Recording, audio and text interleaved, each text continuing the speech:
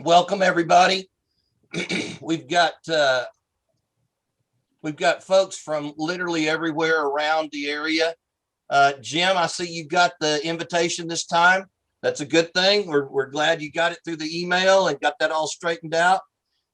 Jim, are you down in Orange yet? Or are you still up in the Metroplex? I am still in the Metroplex.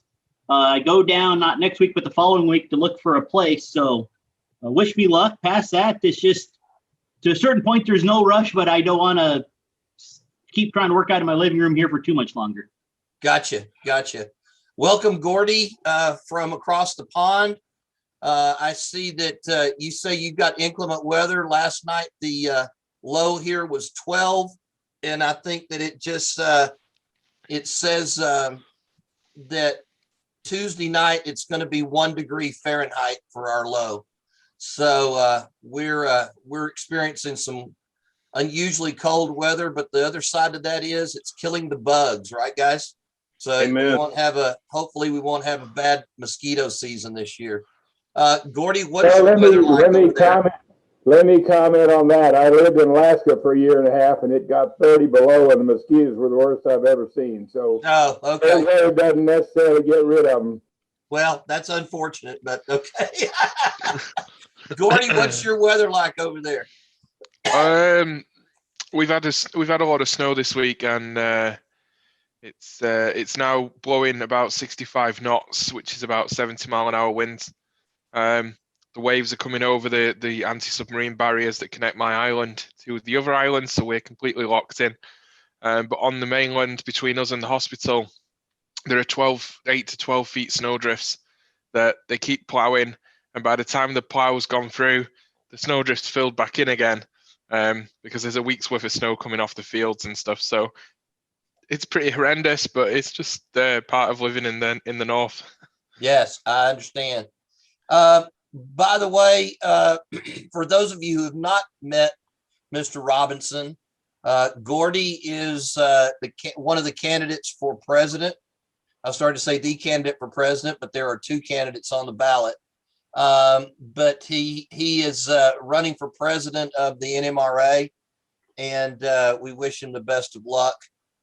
Gordy, you got anything you want to update us on as far as what the board is doing, or general NMRA, because you are sitting on the board as the world director at large right now, so you could update us on things that are going on at that level, if you don't mind. I know I'm kind of throwing that in your lap real quick, but yeah, okay. Well, without breaching any confidentiality stuff, there's a limit obviously to what I can say that's going on. It's the board meeting next weekend, the weekend of the 19th of February. So there's quite a lot of work there going on. There's a group of us will be again pushing for digital publication of the NMRA magazine. We'll see how we get on with that. In the world of NMRA, I've been working with the British region. They've just reduced their annual subscription because you need to pay regional fees by 20% for the region fees, which overall reduces NMRA membership in the UK by 10% of what it was because they've gone digital. So hopefully that gets adopted.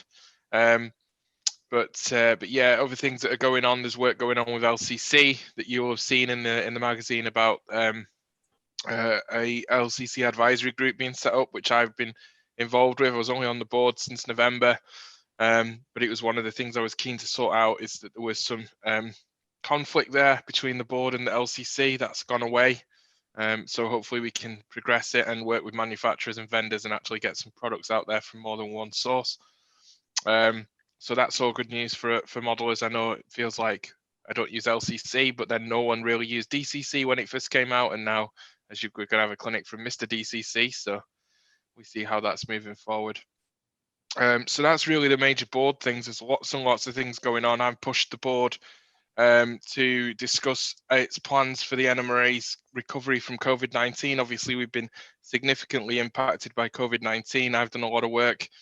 In fact, 674 pivot tables, for those that like Excel, have been produced by me in order to show the growth on otherwise negative growth and positive growth by percentage, by counts, by all sorts over the last 3 years across every single division in the NMRA.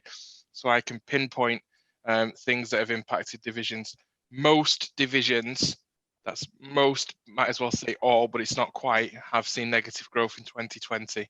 So I've pushed the board and my colleagues on the board that we really need to get our acts together and put a COVID recovery plan in place for the NMRA nationally. So that's been done, and that's what's being discussed next weekend. And I can't really say much more than that at this point, Mike, but you'll all hear about everything that goes on next weekend in the near term, hopefully. Check 1 2 and 2. All right, sounds good. Yes, Don, your microphone works. I had you muted. Sorry. Okay, so that's Thanks. the reason why you kept your mute kept going on, because I'm just muting everybody so that we don't get background noise. All right.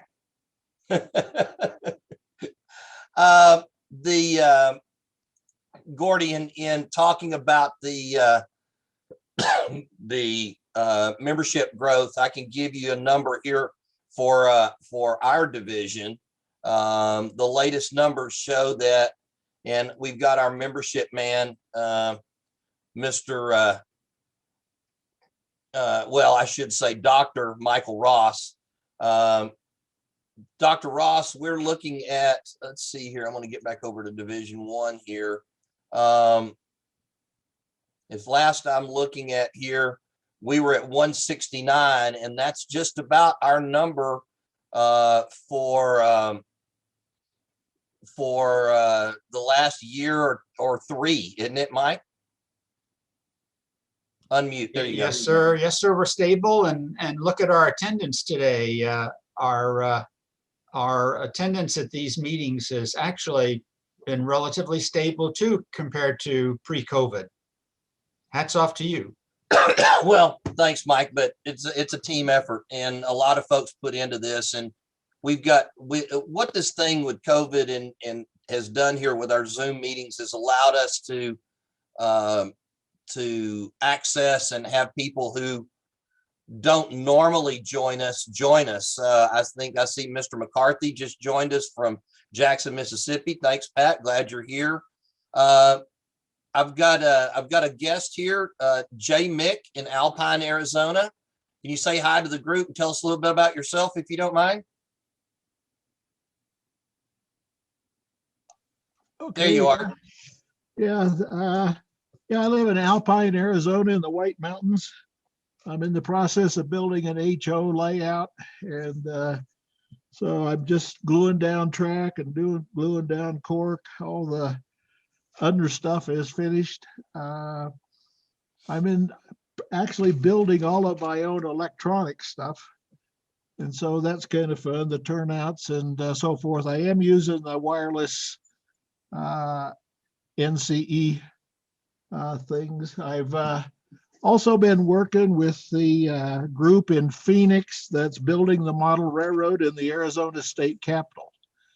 And that's been kind of fun. What I did for them is I designed a PC board, maybe you can see it here, and I'm putting together a 12-channel LED controller for them to use in their layout to control all the LED strips they're going to have. It's got an Arduino in it to do all the stuff. Where is Speed when you need him? Yep. So anyway, I'm just having a lot of fun doing my thing. Obviously, Mick, you were a carpenter by trade and not anybody that's done anything with electronics before, because I could see the workmanship that went into that. And I know that you didn't have any prior experience with electronics to produce something like that, right? Well, I got started in the very early days of digital stuff, ones and zeros. I lived in California right before the beginning of microprocessors, so I've been playing with microprocessors since day one. Well, no wonder you and Bruce have a kinship there. It sounds like you guys were twin sons of different mothers there. So, Well, I just wanted to jump in at this point in time and say, perhaps you guys could add him to the Cowcatcher distribution. That way I don't have to forward the links to him. If he would send me an email to director@cowcatcherdivision.org, and I'll put it in the chat for you in just a minute, Mick, over there so you can see it. but I'll be happy to add it. That is by request, Bruce, not something that we normally do, but I do need him to send me that request and we go from there. So anyway, Mike, but yeah, Mick, we'll be happy to have you join our meetings and stuff like that. Yeah. Mike, I see Jason Parham's joined us from Birmingham. I was hoping that we'd see Gerald Mabry from Kuwait joining us as he normally does, but I think he may have forgotten about the Division I meeting. So I'm probably going to ping him in a minute and remind him of that meeting and see if he wants to jump in here. Mark, can you step in and give us an update on the 2021 Regional Joint Convention in Tulsa, please? Sure, happy to.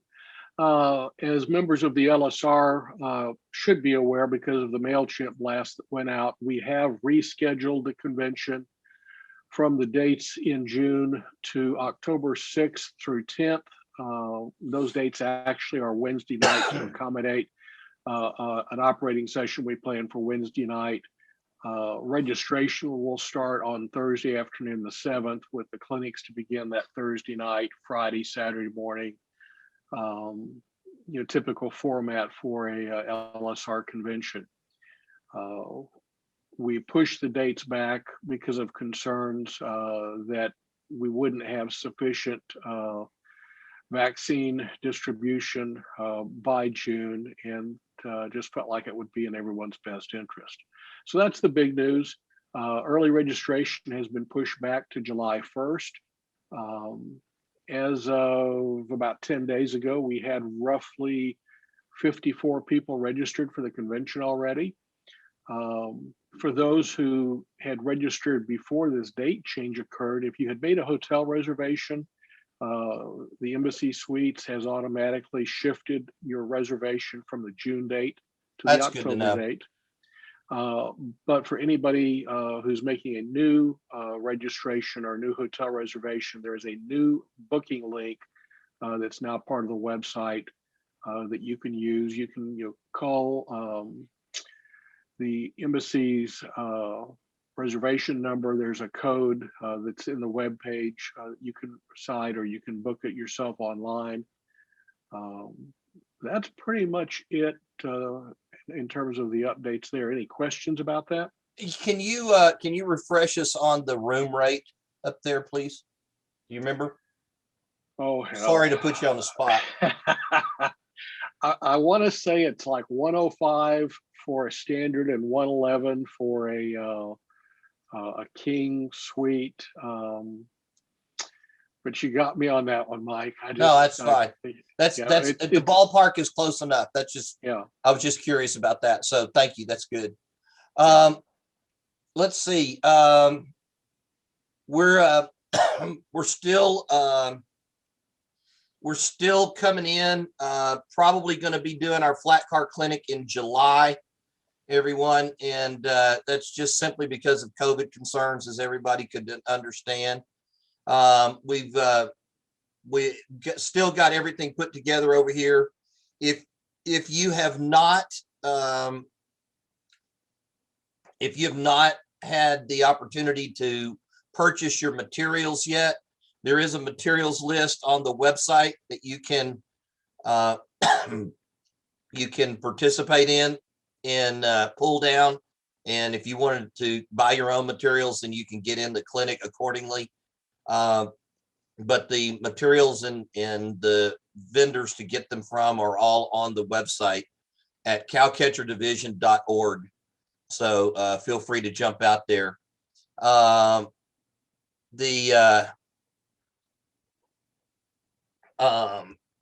Let's see, that we've got all of our meetings scheduled and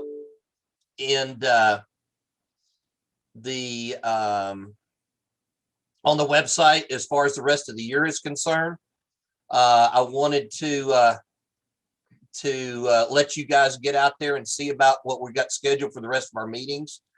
As I'm running through some stuff, I'm seeing some folks that haven't been with us before. we've got Terry McGrath. Is that right, Terry? Is that your last name?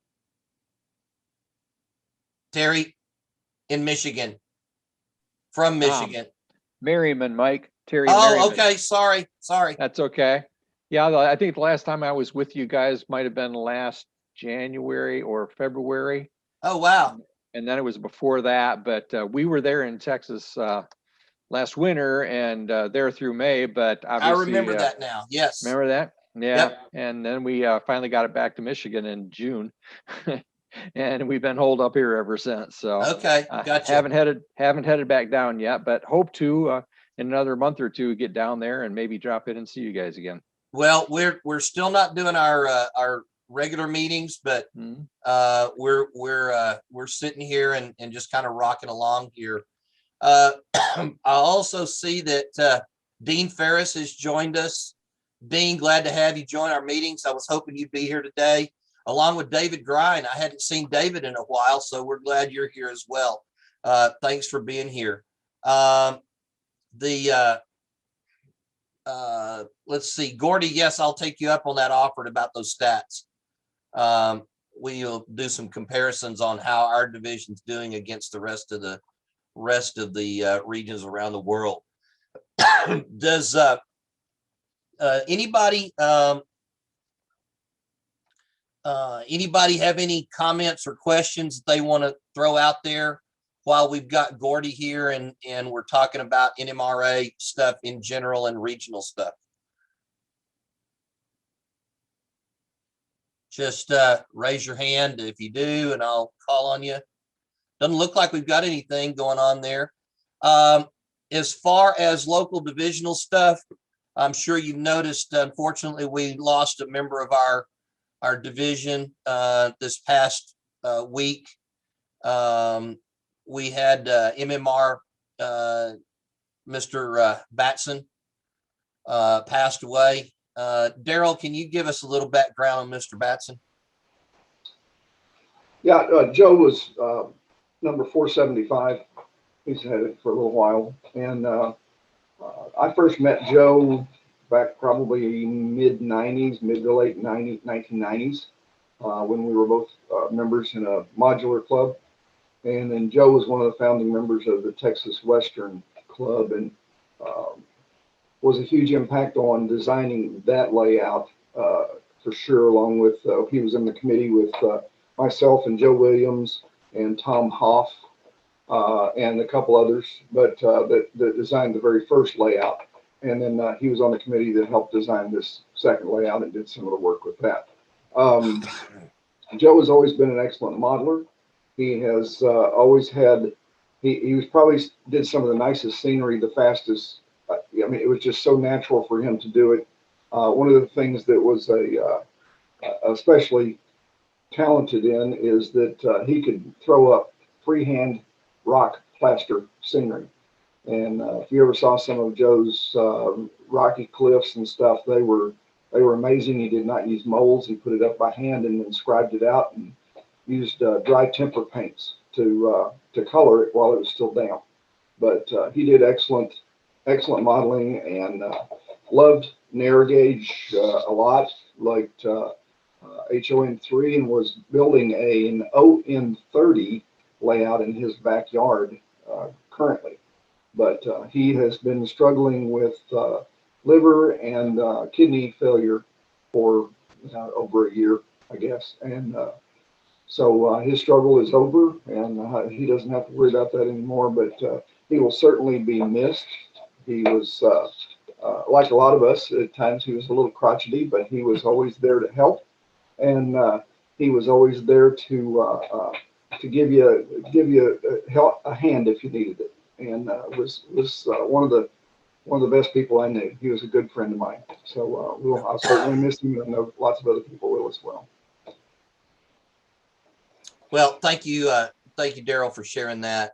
Joe was a really good guy and very helpful, just like you said, for everyone who he came in contact with, who reached out to him. Let's see. If you haven't, I urge you to go to our website, cowcatcherdivision.org. You can see a lot of the things there that we talk about. You can get updated information on club meetings. You can get information on links to other events, and also to I'm trying to find the words here, to our schedule that's on there. And I also wanted to reach out and tell you guys that Mike Corley has finally got a helper on the website. If you could, Mr. Crumpton, can you tell us a little bit about Robert? Or is Robert here? I don't even see Robert. You're muted, David.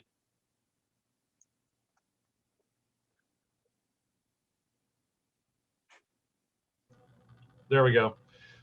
Robert has been in the club a little over a year and a half, something like that. By profession, he is an IT guy and happens to specialize in servers and hardware and those kinds of things. So we have asked him to be our backup for Mr. Corley on our various website functions that Mike has been doing. And he's graciously agreed to do it. And we'll be going through training shortly with Mr. Corley. So we're grateful for Robert to be able to have those kinds of skills. And it's going to be a natural fit to help us, to help our club. And it's nice to have talented people to tap and get their help, and they'd be agreeable to do it. Thank you. Appreciate that. Also, we had a change in editorial staff. Mr.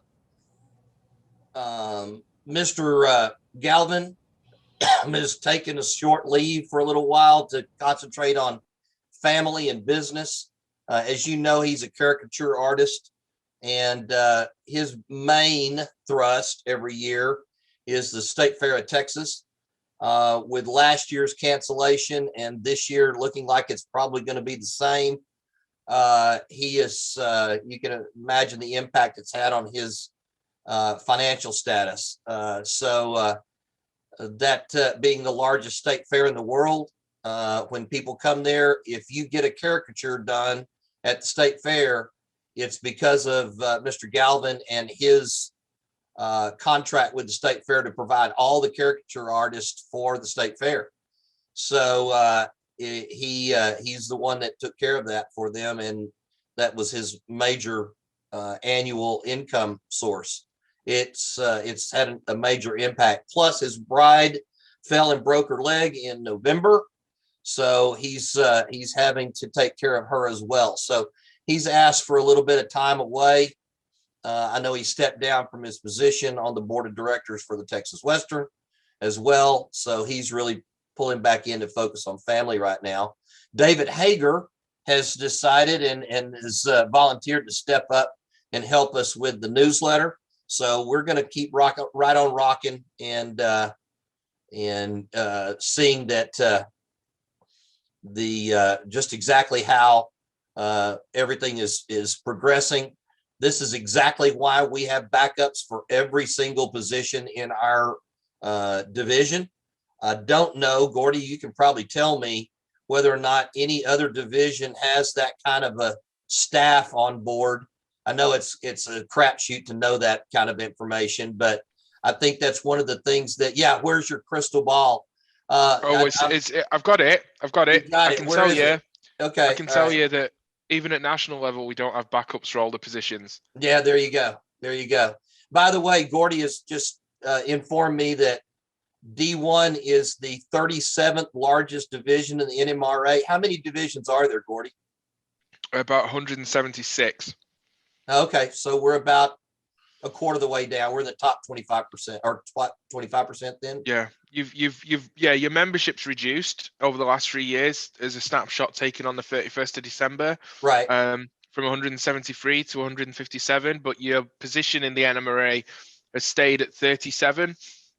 So that's unfortunately showing there's an overall downward trend across the whole NMRA, which is what's something we've got to resolve. But yeah.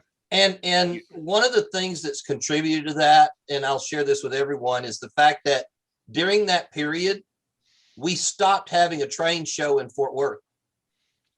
So we don't have we have over that period of time lost our major membership source and drive locally.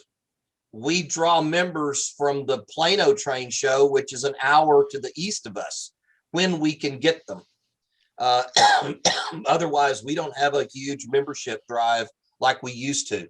So to only be down a few members, and I do say that because that's what, less than 10%, dropping less than 10% over 3 years and losing our major membership source. I think that's a pretty stable environment we're in and rocking along here. So I'll accept those numbers all day long. If you could find an extra 20 members, that would put you above the Trinity River division. Or on par with them. I'm not gonna throw down the gauntlet to the folks across the Metroplex. I'm just not gonna do that. We're working together as a team, and we've been able to patch some bridges that were burned a long time ago, and we're doing that. So it looks like Joe's here pushing some sort of an alcoholic beverage this morning. I don't know what he's doing. Joe's at work. Mr. Lysing, I don't know if you've noticed this. He's at work right now, and Joe works at a driving range where they encourage their employees to have adult beverages during their shifts. I've been waiting for that job, and I'm thinking about applying over there. If you've got an interest in golf and you have an interest in adult beverages, maybe that's the place you need to go. So I thought, hey, it's an environment that Joe's never been in before, and he's having a hard time coming to grips with it. So I'm just sharing that. Yeah, the trick is not to drink your paycheck. Exactly. Yeah, exactly. Thanks for that information, Gordy. That's good to know. I didn't never had that information. Didn't know it was out there to be had. So thanks for that information. It wasn't out there to be had. I put it together because it wasn't there. I thought it might be useful.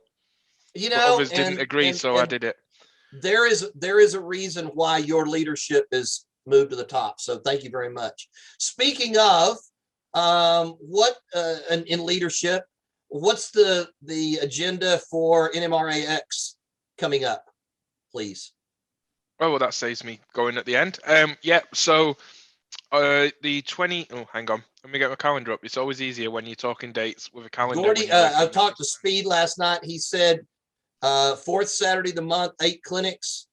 Spot on. Yeah, fourth Saturday of the month, 4 hours, hour off, 4 hours. So 2 football games. That's how I worked out how we were going to do it. I said 2 football games is as much as anyone can concentrate on, and everyone needs a bit of a break, right? We're not having NFL Red Zone running alongside it. So, 27th of February, that should be the 27th of March. I can tell you that I am working with 4 regions to put on some kind of virtual event. So you may well see a virtual Rocky Mountain train show in March. You will see in April, around the 10th and 11th of April, NERX, which is Northeastern Region virtual convention. They've decided to do a virtual convention every spring going forward. They used to have 2 regional conventions. They are the biggest by member count, the second biggest region in the NMRA. So they'll be doing that with us in April. Northeast region. Northeast region. Okay. John Deering up there, right? Correct. Yeah, John. And we'll be doing a virtual convention with them in April, and then we'll see where we go. NMRAX, unfortunately, still doesn't have a huge number of friends at national level. And it's being discussed next weekend, the future, what they feel the future of NMRAX should be. So things may change a little bit after the meeting next week. So all I can tell you at the moment is definitely on the 27th of February, 27th of March, and 10th and 11th of April, possibly an extra event in March with the Rocky Mountain Train Show. I would also urge you to talk to Mr. Lachey there if you guys have not connected. Mark, it might be something that we could incorporate for the joint convention in Tulsa, to where we could do some sort of a broadcast. I'm sure Speed would probably be able to help pop in on that, since he's one of the media guys for NMRAX. And maybe we could do something as some sort of a little broadcast from Tulsa to kind of wrap that into NMRAX as well and kind of raise the awareness. What do you think? It's certainly something to discuss, Mike, and see what could be accomplished. You know, I do want to say that our hope, our prayer is that we can meet in person in Tulsa come October 7th. Absolutely. But I think that the reality is that not everybody's going to be comfortable with that.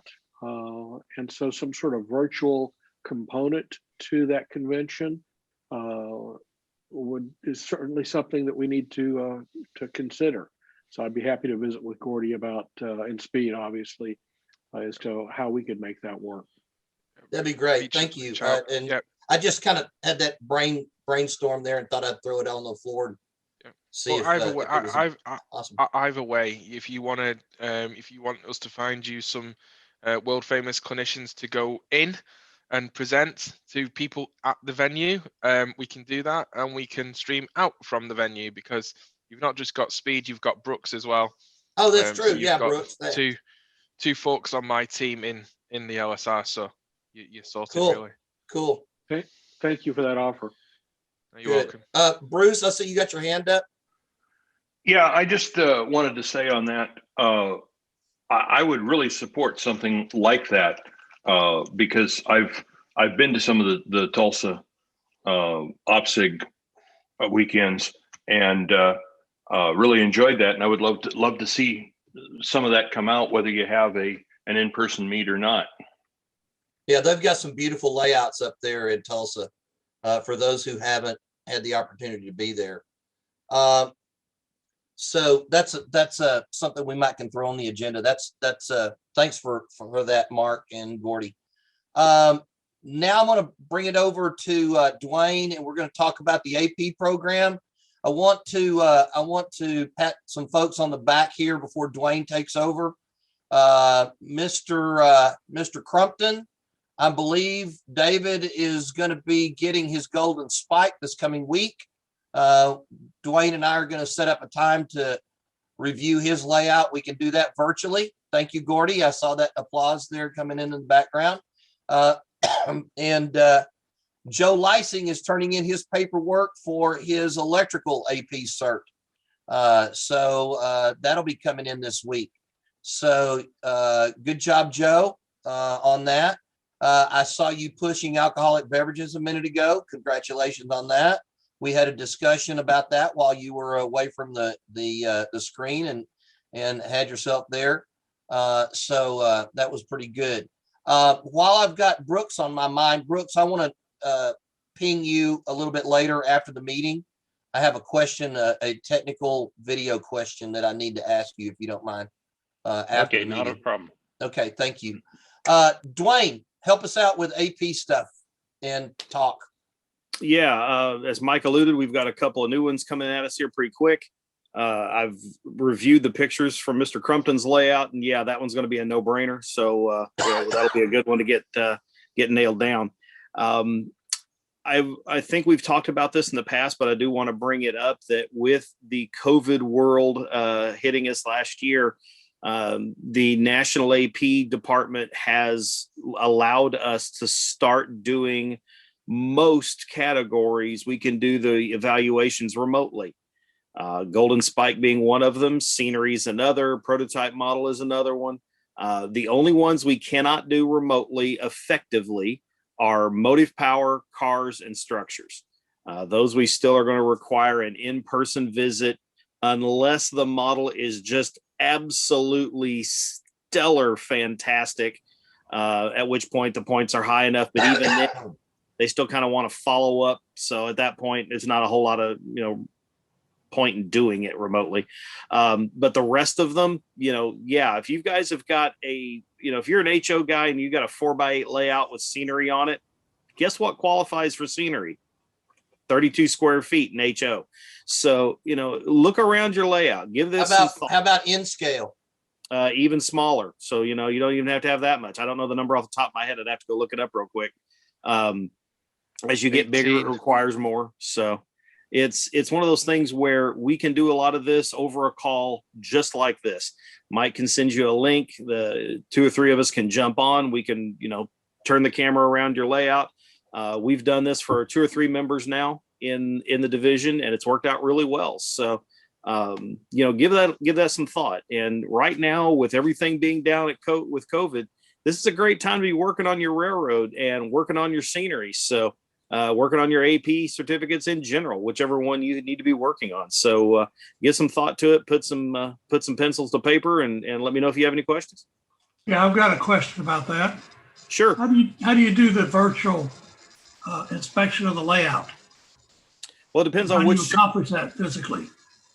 Yeah, basically what we do is we'll have to get a Zoom meeting set up like this, and you'll have to be able to take a camera around and show us the different parts of your layout. If you can log in. Well, the only camera I've got is the camera in this laptop. What about on your phone, Steve? I don't. This is my phone. It doesn't have. Okay, you're one of those flip phone guys. Yeah, one of those card guys. Yeah. Okay. Yeah, one of those $150 a year guys, not instead of $40 a month. $50 a month. Yeah. If you can take your laptop around your layout and just show us different parts and pieces of it, depending on what certificate is you're looking for. If you're looking at electric, if you can take the laptop in there and demonstrate, the locomotives running. Would that work? That would work just fine. Yeah, exactly. Okay. Yeah. All right. So who do I need to contact to set this up? Get a hold of Mike. It's Mike. Yeah. Yep. Just send me an email and we'll hook it up, Steve. What's your email? director@cowcatcherdivision.org. It's on the website. Okay. All right. Thank you. You're welcome. Also, let's see here. Speaking of AP stuff, we've got the AP director from Pacific Central in California joining us. Giuseppe, say hello to everyone if you would. Welcome. Unmute yourself.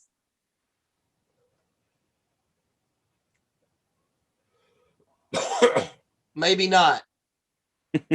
Mossy, you can say hi for Giuseppe. Welcome, and we're glad you're here. Hi, from Giuseppe. I see Dr. Tom is here. Dr. Tom, how's the move going, or have you moved yet? Unmute yourself, Tom. Have you got me now? Got you now. Well, we moved. It was an odyssey. It was a challenge. 2,300 miles of motion. The hardest thing now is convincing people that I'm in a different time zone, because they love to call me at 6 or 7 in the morning, and so wife and I have turned off our phones until our 8 o'clock. You're 10 o'clock. Right. But where exactly are you, Tom? Bellingham, 20 miles south of the Canadian border, 80 miles from Seattle. It's beautiful. We've got snow coming down now, although it's the first one this year. Really one. Well, we got snow down here too. Not as much. I know. I've seen it. Yeah. I've seen it. It's. I saw a thing that said on a post that somebody put out there and said, "To all my friends up north, your drunk winter is alive in my backyard. Please come and retrieve them and take them home." Well, I don't know. I'm pleased to see it. It's not going to stop anybody from moving, but it's beautiful. And I actually have trees that I don't have to plant. Yeah, this is not West Texas. That's true. This is not West Texas. Yeah. Well, glad you joined us and got up a little early to get on the call with us. So that's great. Thank you for being here. Good to be here. Let's see, Dwayne, anything else on AP stuff?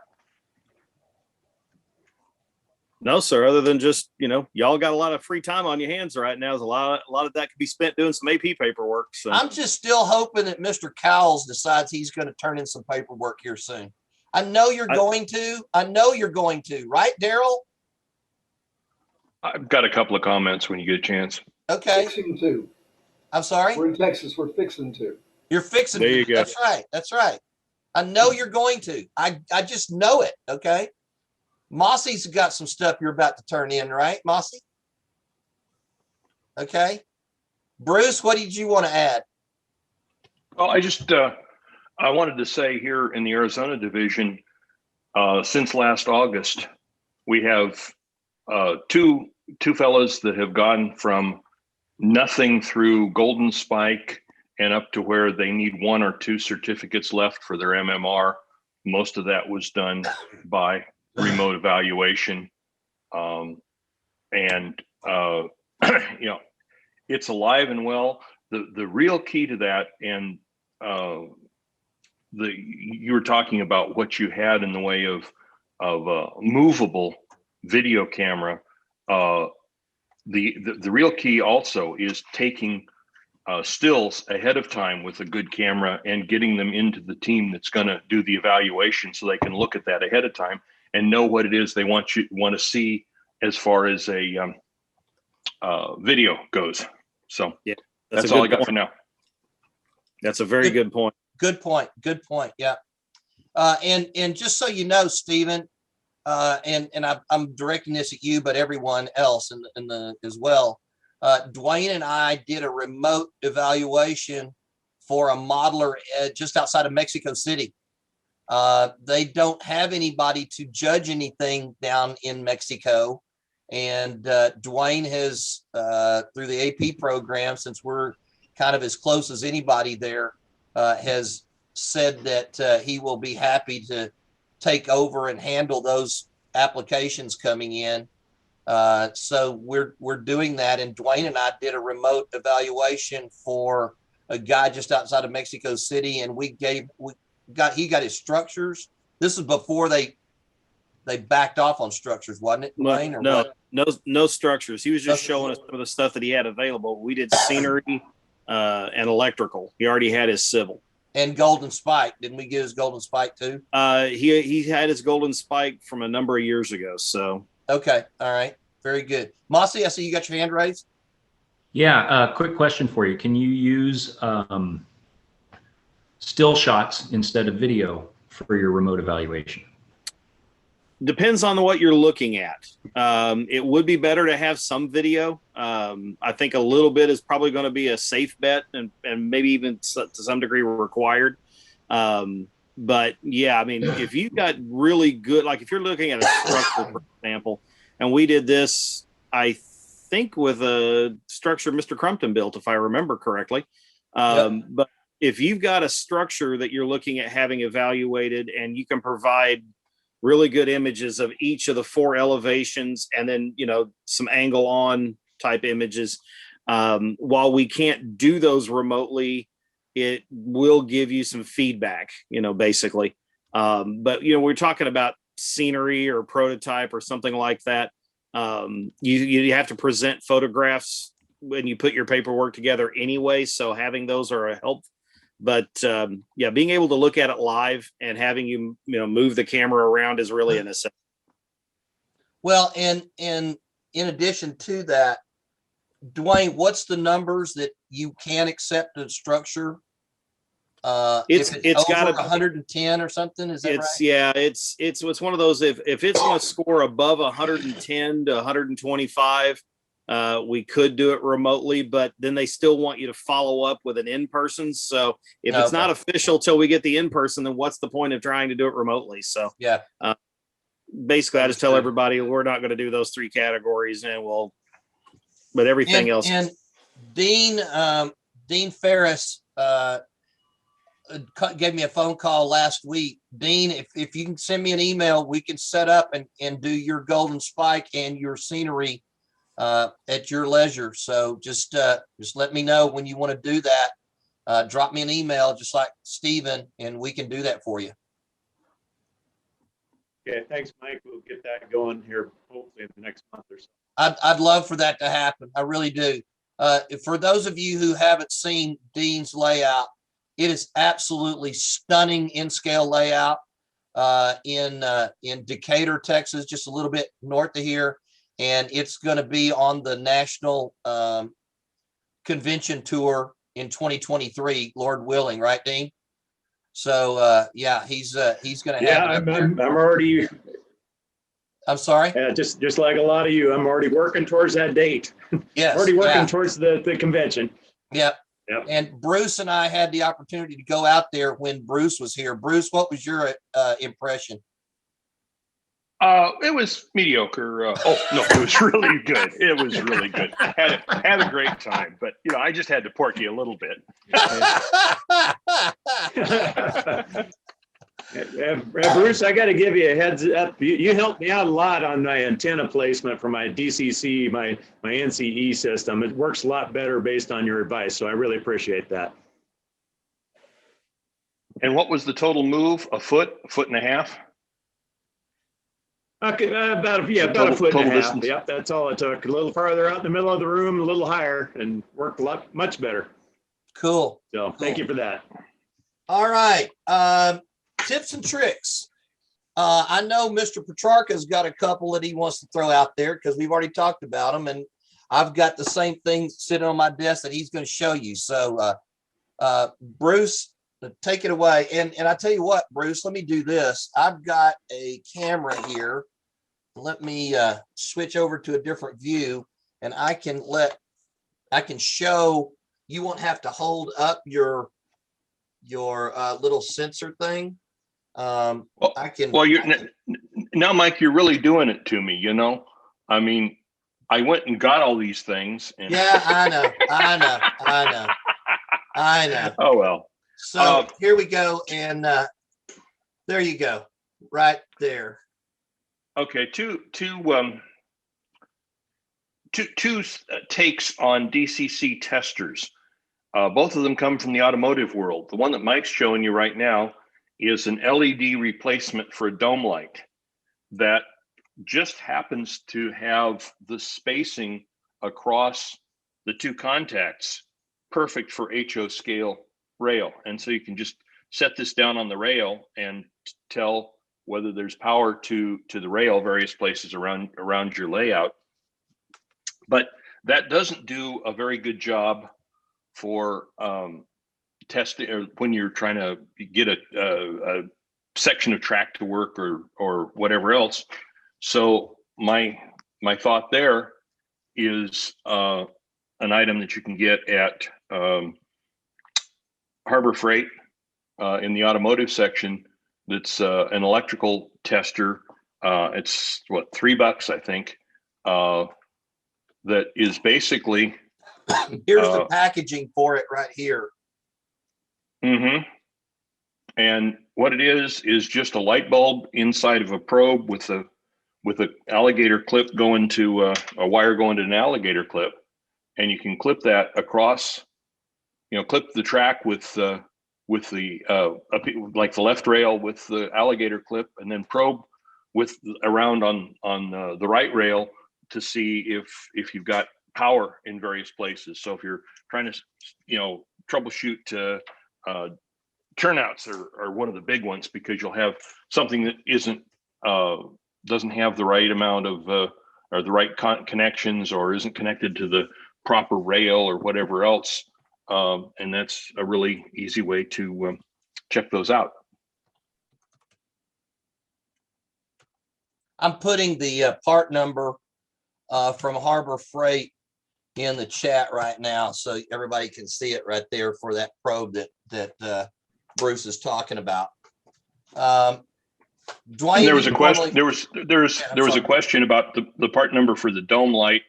I don't have one. I bought 10 of them for $10 off of eBay. It's just an LED replacement dome light.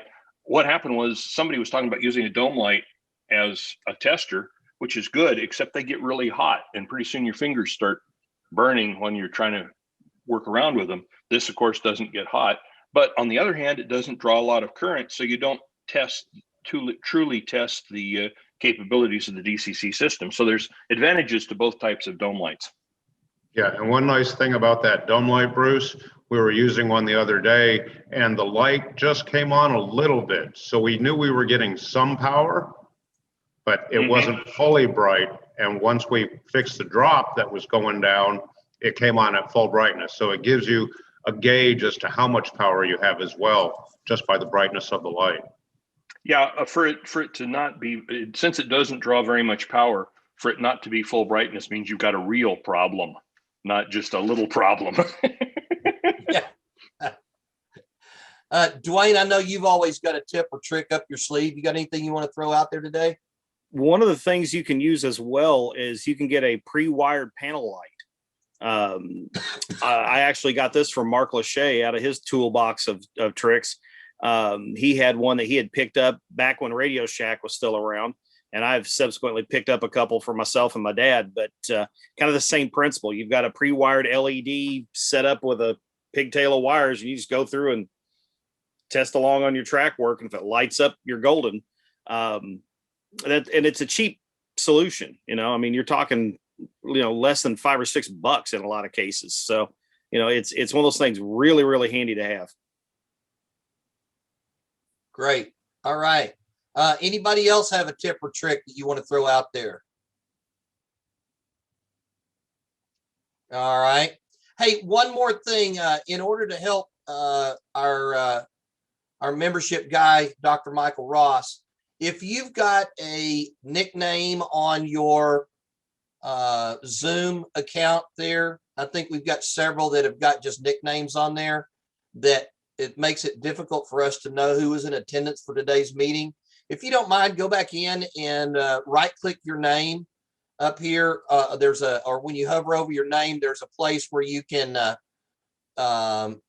it says more when you hover over your name, and you can rename yourself.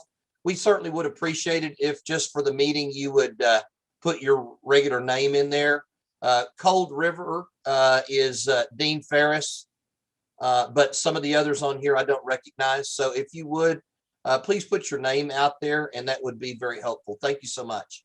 Yeah, just to follow up on that one, that's a requirement since we're a 501c3. If we were to be audited, we have to be able to provide a record of who was in the meetings. So it would help us out a lot. Thank you. Thank you, Dwayne. And if I could, Mike. I'm sorry? Let me just say, I didn't realize it's a requirement for nonprofit status, but we're up close to 50 people separate people having signed in today.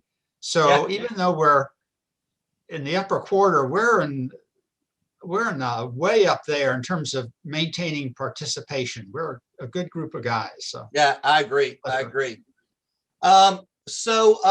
Next on our agenda here, I want to throw it out there for show and tell. Anybody have, or Q&A first, Q&A. Who's got questions about stuff they're working on that we can help you with? You want to throw out to the group? You've got a very large talent pool here today to draw from. So there's a whole bunch of MMRs on the page, or talking with us today. So help us out. Who's got questions and answers? Q&A. Anybody? I had a question. Oh, of course. Go ahead. What? It's an AP. It's an AP. I'm sorry. You're fine. Go, Gordy. I love it. I had a question. It's an AP question. So I'm working on. I literally. I'm going to end up with 8 certificates before I get my MMR because I need to do my scenery again because because the scenery that I did do is in England and I'm now in Scotland. So one of the things is you have pictures. Yeah, but it's not enough. It's just not enough pictures. I just don't have enough pictures. All right. Just throw it out there. You know? I don't have a whole picture of the overall thing, and so ask my old man to do that is probably a bit tricky. Gotcha. Okay. So so that was O scale. So why not do it in N scale? Why not do everything twice? But the scene that I'm modeling doesn't have any water features on it whatsoever, although I am modeling it as a snow scene, so technically it's going to be covered in frozen water. Will that be detrimental for me for points, because it mentions in the scenery stuff about needing to treat water and stuff like that? No, you just have to kind of account for it. Okay, so if you have, for example, let's talk about your road bed. If your roadbed has a prototypical profile to account for drainage, things like that, that's really what they're talking about with that.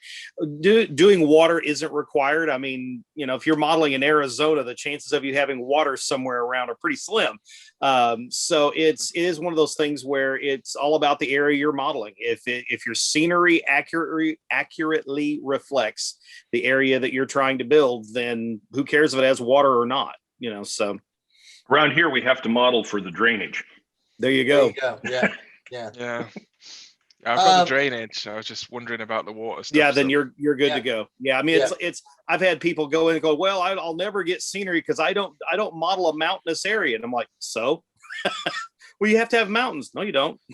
No, it's all about accurately depicting the area that you're trying to model. Cool. By the way, folks, I found out something about Gordy a couple of weeks ago that I did not have any information about. His family goes back decades in model railroading, and Gordy grew up making parts for O-scale locomotives, right, Gordy? Correct. Yeah, and well, yeah. I used to pack kits for my dad. We used to make brass locomotives and passenger cars in O-scale. And it used to be my job to pack the nuts and bolts and the handrail knobs, the bits that you put the wire through on when you put them on, and the handrails, the door openers on passenger cars. And I used to make couplings, the European style screw link couplings. I used to manufacture those myself in O-scale 2 rail. I used to sit at the kitchen table when I was 13 and make these things with a couple of machines to bend the wire, and they were all drilled and tapped and everything. We used to have a pantograph milling machine to mill out the coupling hooks. That's amazing. Great stuff. Great stuff. Jeff, did I see you raise your hand? Jeff Cornelius, did you have something you want to ask about? You're muted. There you go. Just one quick comment. Many of us are missing Radio Shack, but they have contacted me online. They are functioning online, and there is one hobby shop in the Dallas-Fort Worth area that seems to be a contact for them. I think it's Hobby USA, I'm not positive, but there is one. I saw a thing about so they're in business virtually.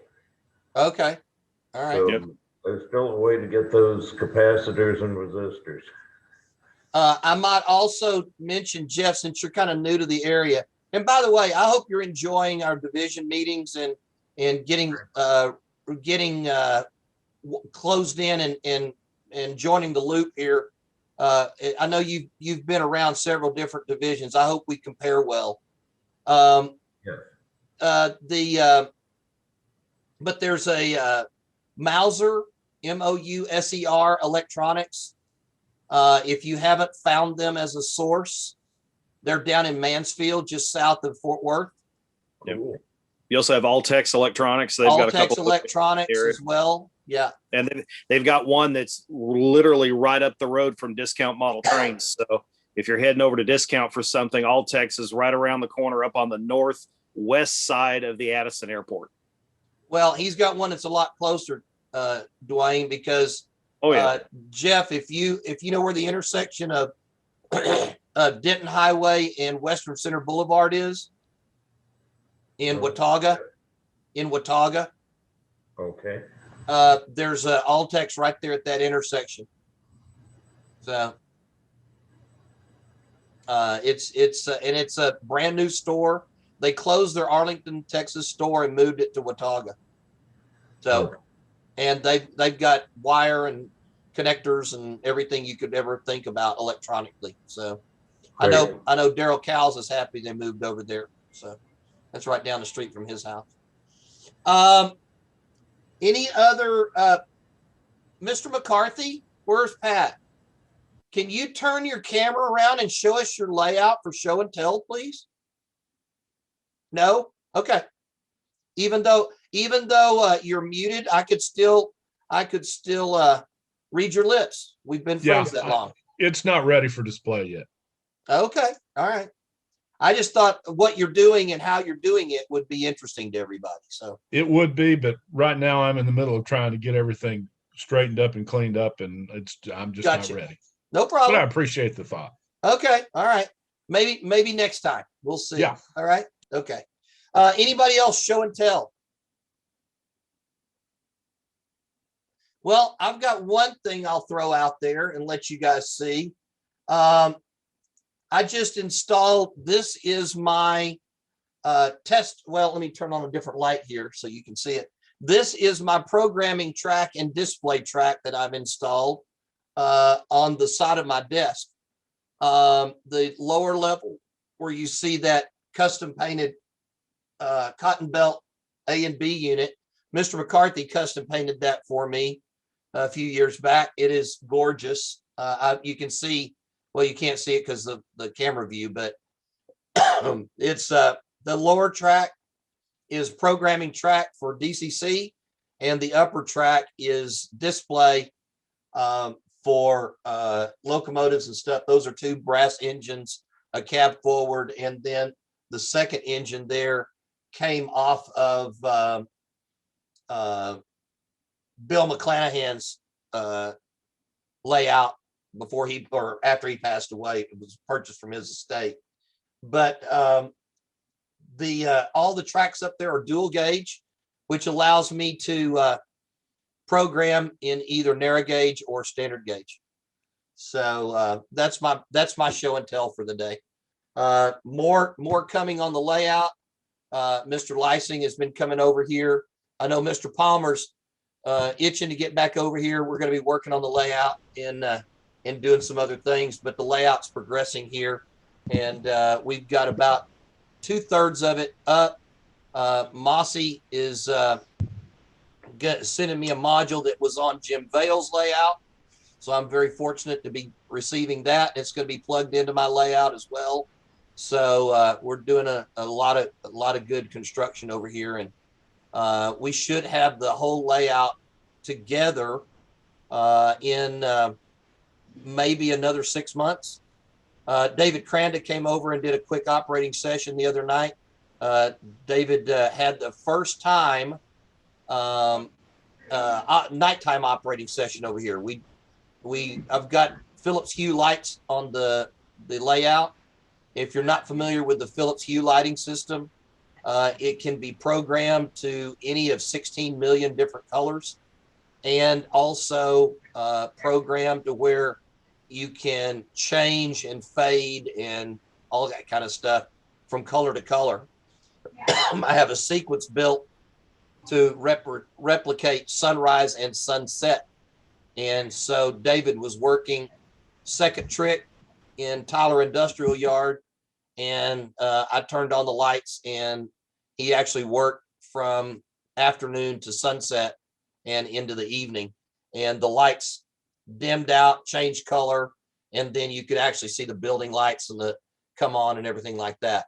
It's a little bit different than what Mr. Packer has on his layout, but he was an inspiration to me to do the lighting like that. So thank you, Jim. I appreciate that. Mossy, question?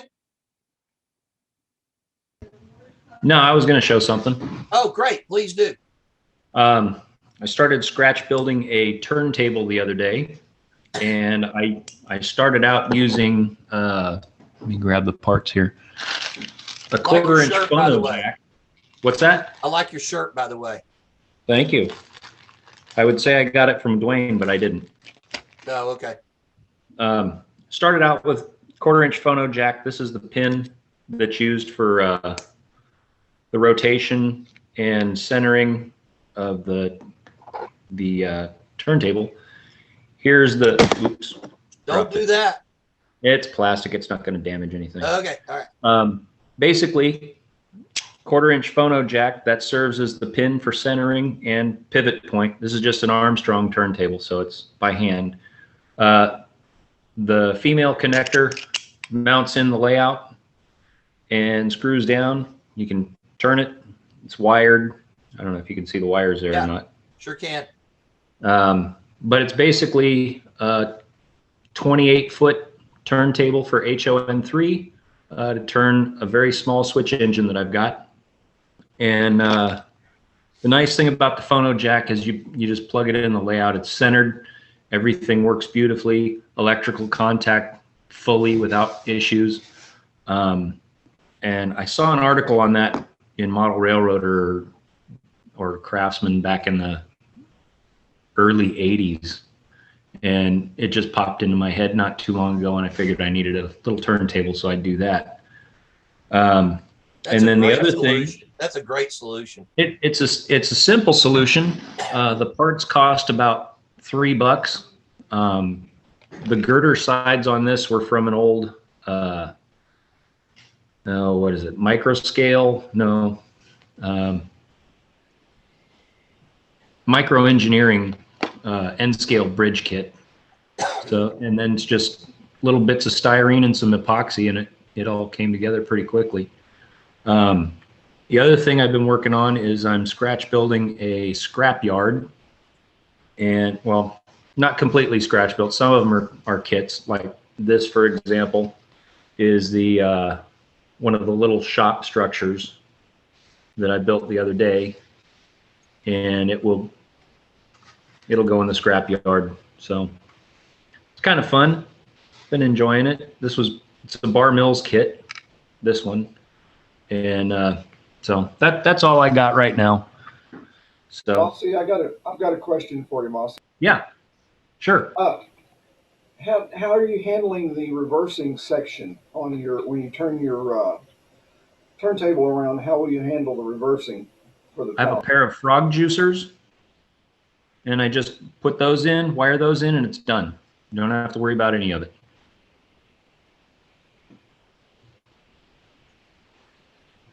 All right. Good answers and good information there. Somebody else have anything? Yes, sir. I can quickly show you one thing. These are my turnout machines that I built. I designed and had the PC boards made in China. The servo moves the points, and the relay controls the frog. And a wire goes to the back of the servo and sticks down through here, and that's how it works. So I've building 100 of these. That's it. All right, cool. Are they for sale? Mike? Yes. I've been doing a little research on the one-room schoolhouse that I used to go to many, many years ago. And here's what I have come up with. It is cool. In scale. And we were very modern. We actually had a floor furnace in our school. And we carried all the water from a cattle feedlot about a quarter of a mile away. And yes, we did have the outdoor toilets, but I've got a lot of enjoyment of researching this and building it. Cool. My grandmother taught in a one-room, 12-grade schoolhouse in Cumbie, Texas. Was her first teaching job. She taught all 12 grades in one room while she was getting her master's degree at East Texas State Teachers College back then, which then went on to be East Texas State University and now part of Texas A&M Commerce. So that's where she taught, but all in a one-room schoolhouse just like that. So I'm familiar. Well, we just went up through the 8th grade and then you had to go into town. Gotcha. All right. Anybody else? Raise your hand. Mick, were those switch motors for sale or no? I jumped off of there. Oh, no, I don't sell them. Anybody who wants it, I'd be happy to give you the schematic and the Gerbers and all that stuff, but I don't sell them, and I'm not in business. I'm just having fun. Understood. You have to Hey, write. I tell you what, have to write your own software. yeah, okay, not a problem. Well, we've got a person in our division area over here in Division 3 that's a genius when it comes to that kind of stuff. So he may want to take you up on that. That's his name is Speed Muller, and he's part of the NMRAX team. Yeah, I'll be sending you my email address. So. Oh, cool. That'd be great. That'd be great. All right. You can add me to your list. Sounds good. Sounds good. Somebody else. Yeah, Mike. Yes, Jeff, go ahead. I got here late, so I don't know if anybody asked, but I'm going to be putting out an email later today to the LSR. Okay. Basically asking if anybody did not receive their ballot for the NMRA election. There's some hands going up right now. Yeah, I haven't gotten mine yet either. Okay. Anyway, I'm going to send out the email. I need the response so I can take this back to the folks. I don't know how they will respond, but we need to document, from a division, from a region point of view, that who did not receive a ballot, and nothing one way or the other on that, other than the fact that I'm trying to document it and trying to get that information together. When you send me the email, you can get my email address off the LSR website. What's that website make again, sure you Jeff? include your email. Jeff, what's that website again? LoneStarRegion.com. Perfect. All one word. Thank you so much. Can you put that in chat by chance? Just so No everybody's problem. got it. That'd be nice. Thanks, Jeff. That's great. And Gordy, just out of curiosity, I know you gave us the information about Division 1. The ranking for D3 is higher than us because they're a bigger division. I know they are. But where does the LSR rank amongst all of the regions? I'm just curious about that. Is that available? Oh, of course. Just bear with me. Of course. It wasn't until you asked for it, right? No, it wasn't until I asked for it. Okay, I've ranked it, and right, that's by growth. You want it by total membership? Yeah, I'm just curious. Population. Okay, hang on. Count by region ranked. Okay. Is that spreadsheet number 523? Yeah. Yeah. Dwayne, it's not great. You can appreciate that, Dwayne. You're a spreadsheet guy. I'm more of a database guy. You need to be doing the heavy lifting on that one with Access instead of Excel. Make your life a lot easier. Yeah, you might just need to give me 2 minutes to pull up my board report and just go. My board report was 45 pages long, so just give me a minute to get to the right page. I'll put it in the chat. What's your question? I'm just curious. Okay. What's your question? What is the ranking in population of the Lone Star region amongst all the regions in the NMRA? Okay. Yeah. Okay. Give me 2 minutes. And just put it in the chat. Will do. Perfect. Okay, at this point, if nobody else has got anything else, we've already talked about NMRAX stuff. I'm going to now give you a little short introduction to our clinician for the day. It's funny how life and little things in life will change your path. I happened to get my MMR in March of 2016. And there were 2 people that submitted that month, myself and our clinician. We got MMRs number 573 and 574. I simply, as a courtesy, sent a short email and said, from 573 to 574, congratulations. And a friendship spawned from that has been something that I am so happy about, to the point where this gentleman actually decided that it was time to make a visit to Texas. He flew from Arizona to Texas and spent a week with me here, where we went around and saw layouts. We worked together. I set up a desk right behind my desk. We worked on electronics. I learned tons of things. And it's been an absolute blessing of a friendship. Please, if you would, give a warm welcome to Mr. DCC, MMR number 574, Bruce Petraca. Well, thank you, Mike. I appreciate that, and I agree completely with the sentiment there. Of course, there's lots of people that know both of us that would say that it's fitting that we have our MMR certificates dated April 1st. Right. So, what can I say? One of the things, Bruce, that it's odd. My submission was done on my birthday, which is March 28th. And Dwayne submitted it on my birthday, and that's the official date on there. Now my certificate, like you said, says April 1, but my submission date says it was approved on my birthday. How about that one? That's a pretty good birthday present. It was, yeah. Mine was I think the 29th was when mine went in.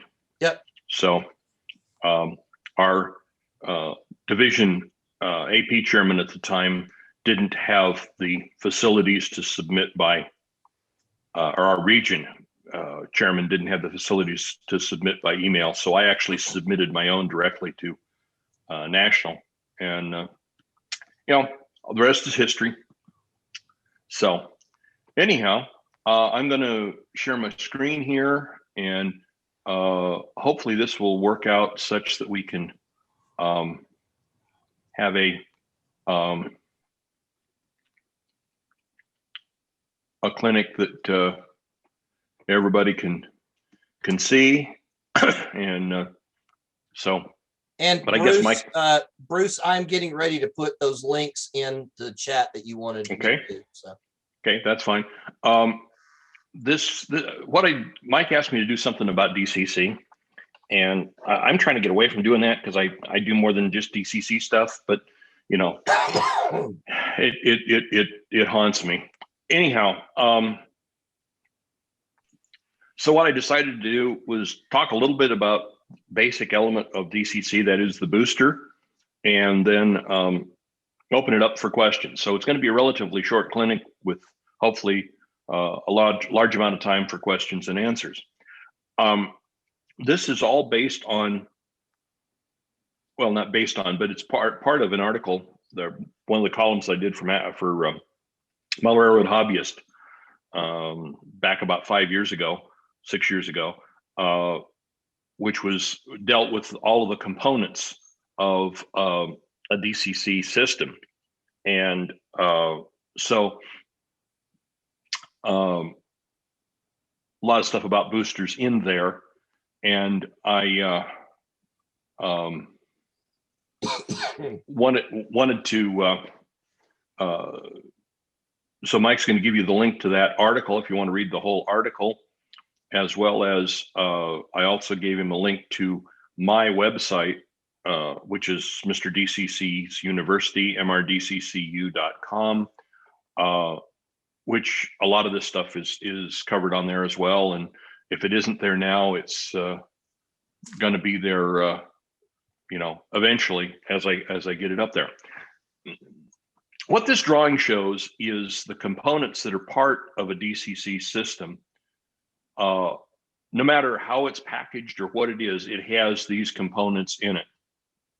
A power supply that takes voltage from the power mains and converts it to whatever the system needs to run off of. The command station, which takes information from the throttle or the cab and converts it into DCC packets of data, which go down the command bus to the booster as 0 to 5 volt computer data. And the booster is what we're going to talk about today, what it does. Now, there's also the programming track gets its data from the command station. And there's also a thing called a programming track booster that on some systems exists between the command station and the programming track. And we're not going to, that's not the booster we're talking about here today. We're talking about the one that drives the whole system. And we're going to discuss what a booster is, what it does, where it comes from, what kind of signal actually goes on the track, putting things together, power. How do you select that power supply? And what about when do I need more on my system? So firstly, what a booster does is it converts the computer data, that 0 to 5 volt data, into the DCC bus voltage and current, the amount of current and voltage that's necessary to run your layout. So it's data in, track power out.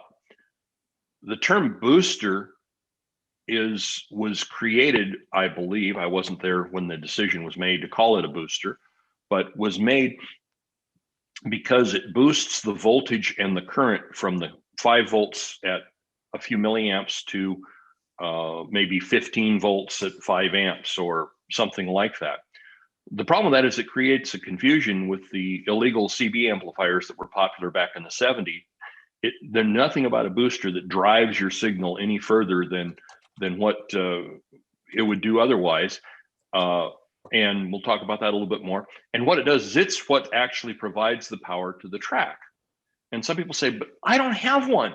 I don't have a booster. Well, a lot of systems, it used to be that a booster was a separate box. You could look at it, you could say something with it, but you have one. Now, here you have a Digitrax and an NCE system box, which have both the command station and the booster contained within one box. So there's a booster in there, no matter what you think about it. But they also could be contained within a cab or a console, like the Digitrax Zephyr has a small 2 to 3 amp, depending upon the model, booster in it. The NCE Power Cab has a booster that's capable of putting out a couple of amps built into the handheld. So you have one, whether you realize it as being a separate function or not. The booster is going to put out voltage that matches the scale. Most people, I mean, it may need some adjustment to do this. Z-scale people are using voltages down as low as 9 volts. N-scale, usually people are around 12 volts. HO to ON30 are usually up in the 14.5 volt, give or take, range. S and O tend to go a little bit above that. And garden, people go all the way up to 24 volts. And you need a certain amount of power to operate whatever you're putting on your track. Typically, the amperage coming out of a booster will be under 7 amps for ON30 or smaller gauge, and up to 12 amps for O up through the garden. In fact, I think there's even some garden units that are above 12 amps, and we're going to get into some of that discussion later. Now, a booster, the booster brand that you use to run your system can be different than the rest of your system, your command station, your cabs, that sort of thing. Here's a drawing that NCE puts out that shows you how to connect an NCE command station to boosters from digital DCC, so that you can, they will work together. And I have many customers from Litchfield Station, which when I was running it, where they had started off with one brand of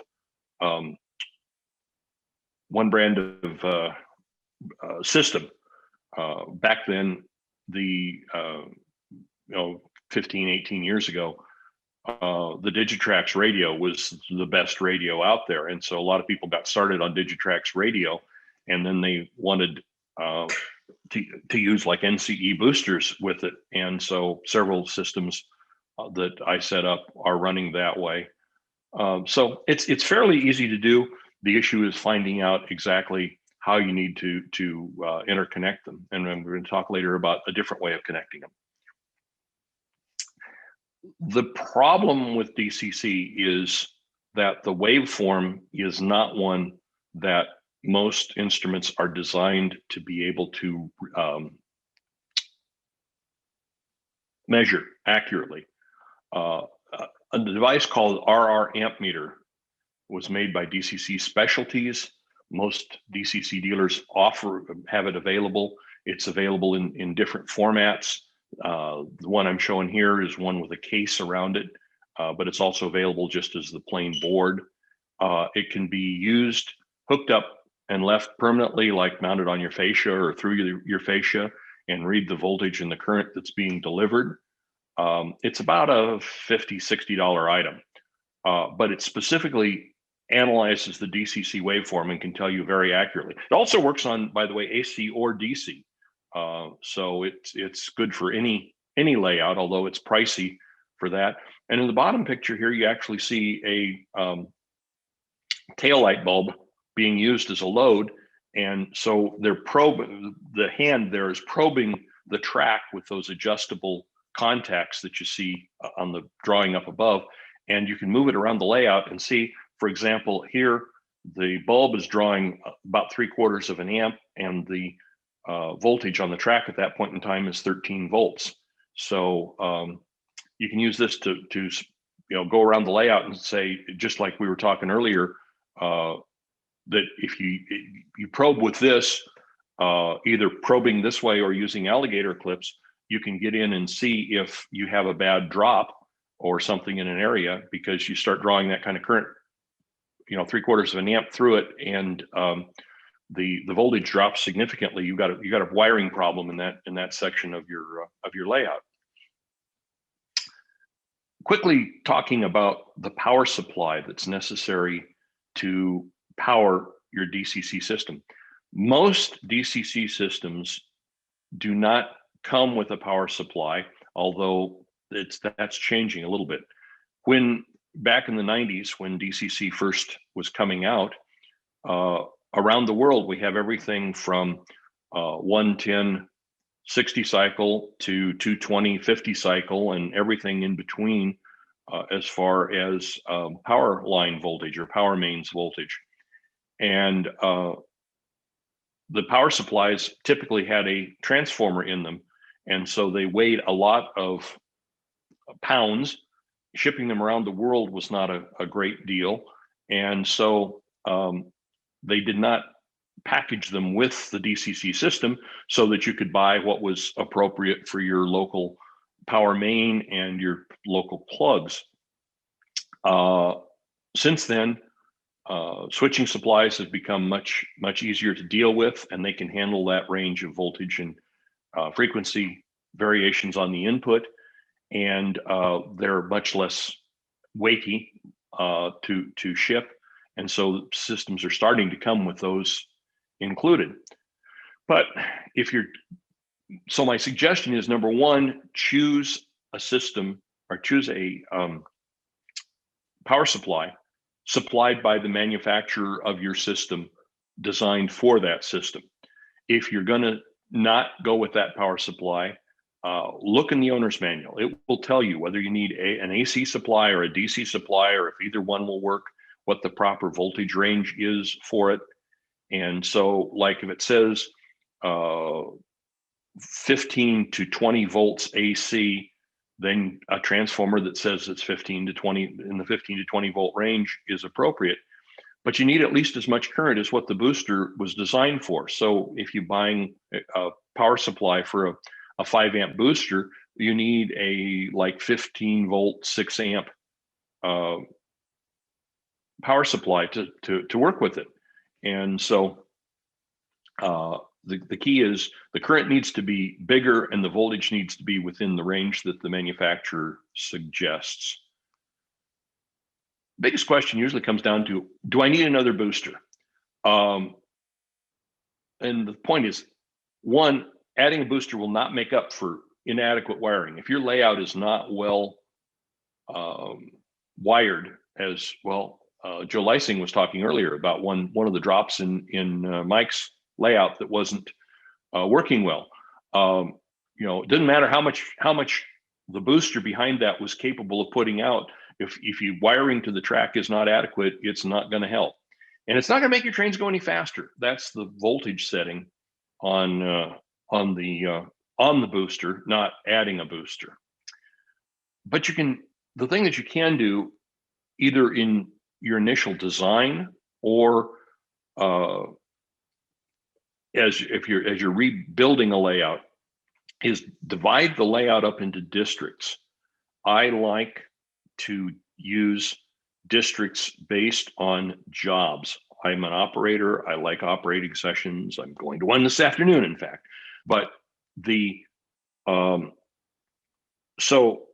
what you want is you want to have an area on your layout that has one job in it, and have that be one district.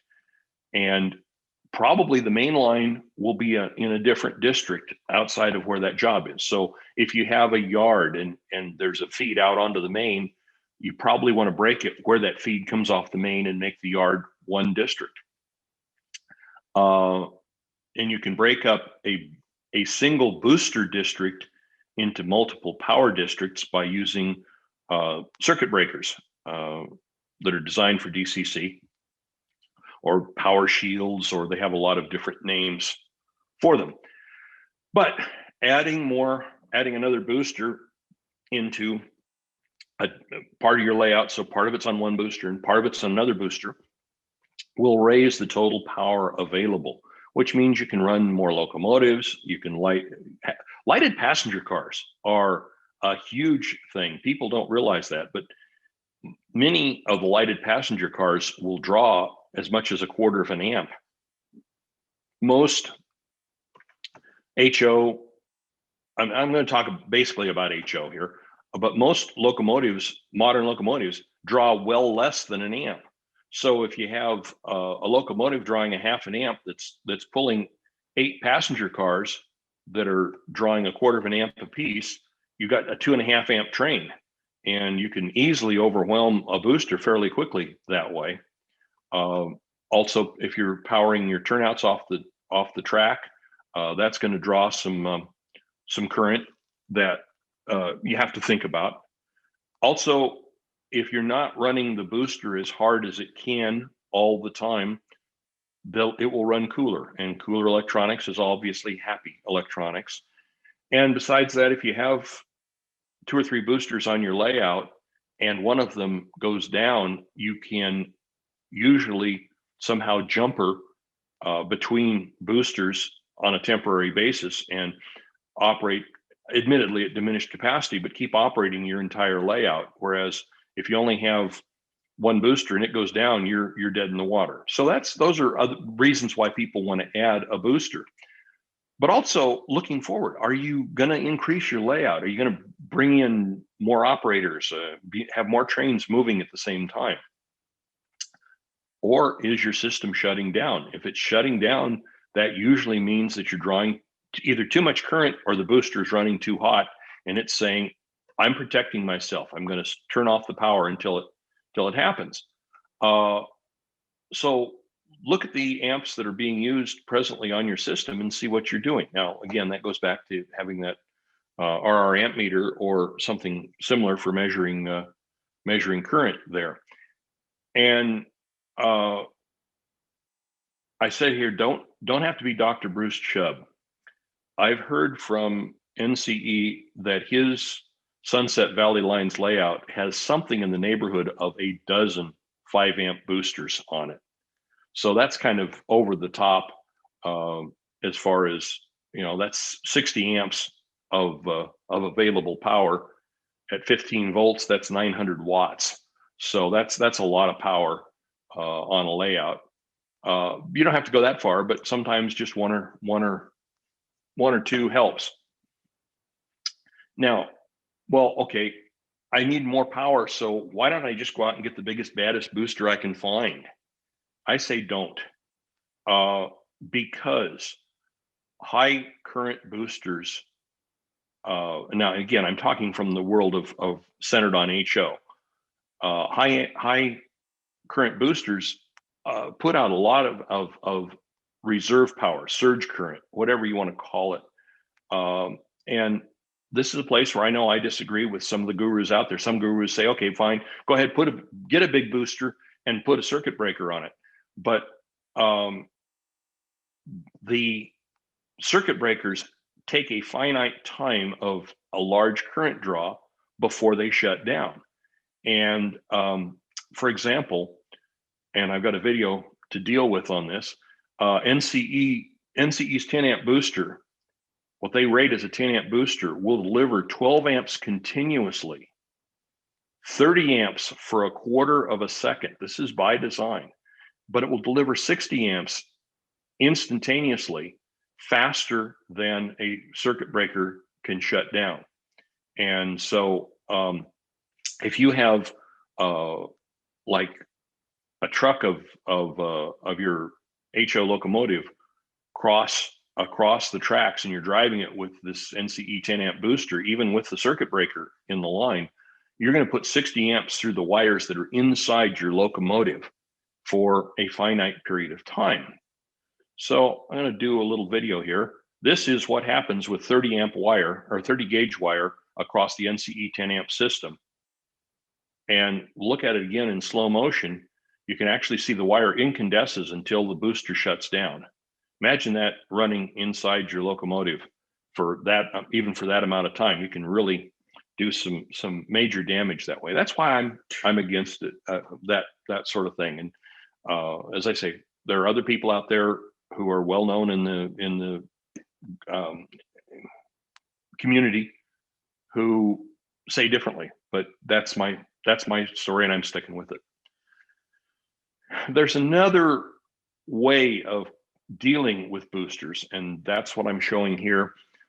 Tam Valley makes this booster, and if you look at the size of the connectors on it or the capacitors or anything else, you'll realize that's about a 3-inch square board. This booster is rated at 5 amps maximum, 3 amps continuous. It comes with its own power supply that plugs into that barrel connector. And you'll notice that the input and output connectors there, the green connectors, are labeled DCC in and DCC out. So it doesn't care what system you're using upstream from it, as long as so what you do is you hook the DCC in to the track bus that's in your existing system, and the DCC out to a track bus in a new district, and you're done. And the drawing on the left shows the way I had wired my HO layout before it was taken down about 3 years ago, where I used the output of the NCE power cab, which is good for 1.5 amps continuously and 2 amps on a peak, and use that for the stationary decoders, so that if I ran a turnout, that district that I ran the turnout in would short out and drop off, but I still had power to the stationary decoders so that I could throw that turnout back and potentially recover without ever having to put my hands on a train. And then I used these Tam Valley boosters to create 3 different districts. So I have three different districts with 3 amps of continuous power available, or 9 amps of continuous power available on the layout for I think it's about $60 to $70 per district for the booster plus the power supply, which is a good circuit breaker is going to be $35 to $40. So it's less expensive than buying a $150 booster and then 3 circuit breakers. And they work very, very well this way. And this is what I recommend to a lot of people going forward, because it's a really simple solution to adding boosters. Now, let's talk about terminology. The word bus, 1 S is a wire, 2 S's is a kiss. Just I know my mom was an English teacher, so I get carried away. And that's really all that I had to talk about. And so it's time to open it up for questions. Bruce, I've got a question for you. Yes, Is Monty. there Did you any? suddenly have a cold front go through? It's cold in the house right now. I haven't turned the heater on this morning yet. We got a winter storm brewing right now, so it's chilly. It's 50 degrees here right now. So oh, I know we're freezing out here in California. Is there any issue or problem when you turn your system on with inrush current using these boosters? Yes, there can be. Some boosters, typically Digitrax, do not like a lot of surge current going through them. The PSX series of circuit breakers were designed around that concept about how we make it better. And what they did was in the design of the circuit breaker, the PSX circuit breaker, they had an area of track, and they discovered that if they had 3 locomotives and this was going back about 15 years ago, but 3 locomotives with the then current Soundtrax decoders on them in that district, and they powered it up, it would come up. But if they had 4, the surge current was too much and the booster would drop, and it might go up and down and up and down and up and down and finally stay up. But that was the limit of before it got weird. So they designed the PSX to, it's like the difference between feathering the clutch and dumping the clutch, so that it would ease the load onto the booster. And they call this the what is it? The smart weak booster setting. And net when they were done, they could put with the circuit breaker in between the booster and the section of track, instead of 3 locomotives, they could have 16 locomotives in there and have them start up together.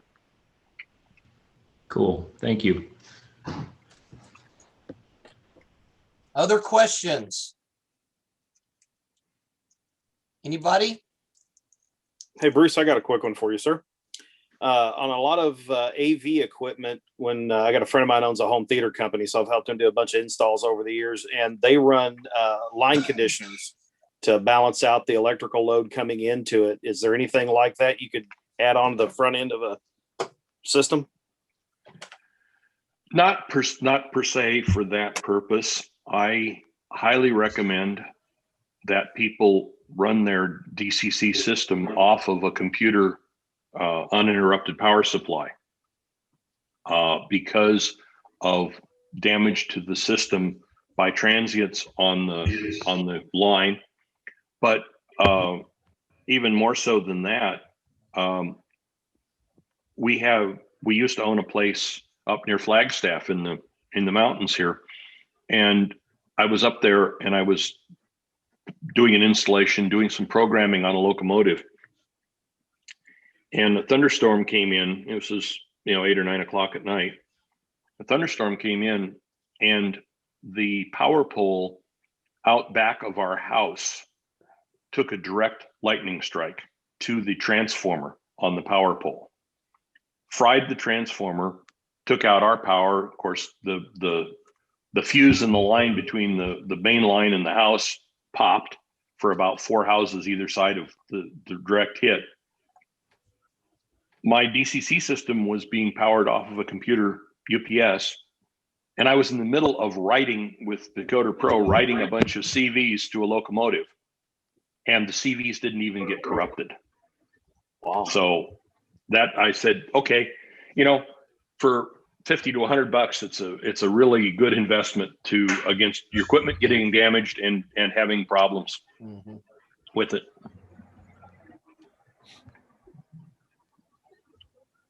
Other things?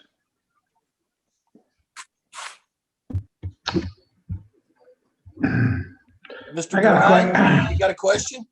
Yeah, I got a question. Mike, can you hear me? Yes, sir. Okay. Those boosters what were the Katam Valley is mentioned, Bruce? Yeah, that's correct. Okay, those, I don't understand why you would use those as opposed to NC's boosters. Are they cheaper? Yeah. If you want two districts, if you have like a simple layout and you want two separate districts, but you need 5 amps total on those two districts. Right. If you buy a 5 amp booster from NCE, you're looking at $150. And then you buy two PSXs, that's another $70. So you're looking at over $200. But you can have two of the Tam Valleys with power supplies for under $140. So you save a lot of money.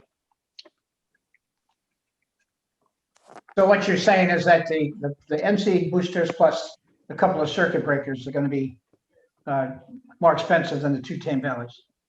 Exactly. Okay. Well, it's a little late for me because I've already got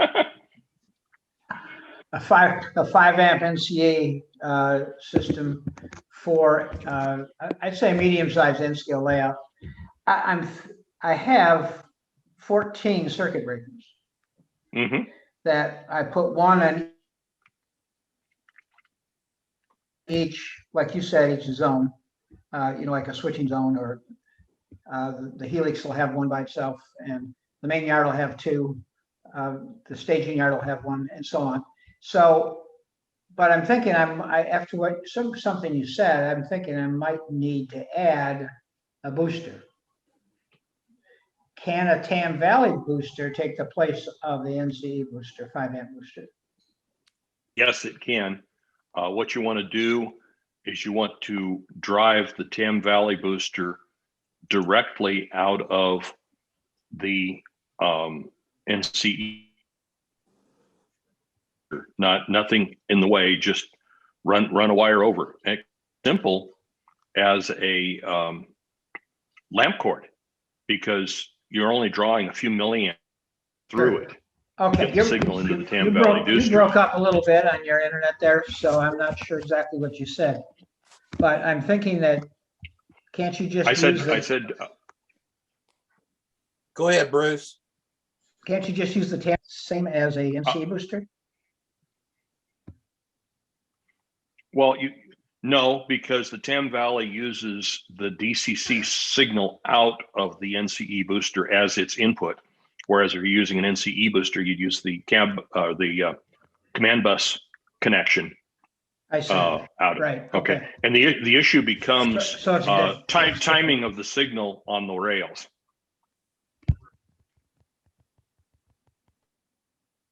That answer your question, David? Okay, I have a question. To think about. I'm just. I have a question. I know. I'll get to you in just a minute, guys. David, did that get your question answered? Yeah, pretty much. I'm thinking that I'll probably, just for the sake of simplicity, probably stick with an NCE booster. But Tam Valley, I guess I wish I'd known about that before I bought all those circuit breakers. I have something to add on the Tam Valley here. I've got one here in front of me, and it's just a DCC in. So if you have your regular DCC bus from your command station, it's just you hook it in. Brooks, you're pointing to the output. Oh, okay. Sorry, I can't see. Yeah. So yeah, DCC in, and then the output's here. So I bought this to expand on my power cab system. So you could use the power cab system, since it only has 2 amps out. You could use it as basically your signal bus, and then you're using these as your power districts. So that's exactly the circuit diagram that I showed. Yeah, yeah. Okay, so right now, Tom Pearson's got his hand up. If you guys have a question, if you go ahead and raise your hand just like Tom did, that'd be great. And then we can go ahead and get everybody in order. Tom, you were next. Okay, good morning. Just a couple of quick comments. Hello, Bruce, good to see you. Hey, Tom. Nice to have a face to go with the name. Yeah, well, we've met years on and off a couple times. But anyway, Tam Valley also makes a neat little soft start module that costs like 15 or 16 bucks that you can put between something like a Digitrax booster and a track to help with the inrush current. I've successfully installed them between a Digitrax booster and actually the circuit breakers because it still wouldn't quite reset itself. Secondly, our friends at Digitrax, another little thing that they blessed us with, some of their boosters had the outputs reversed from a phase standpoint.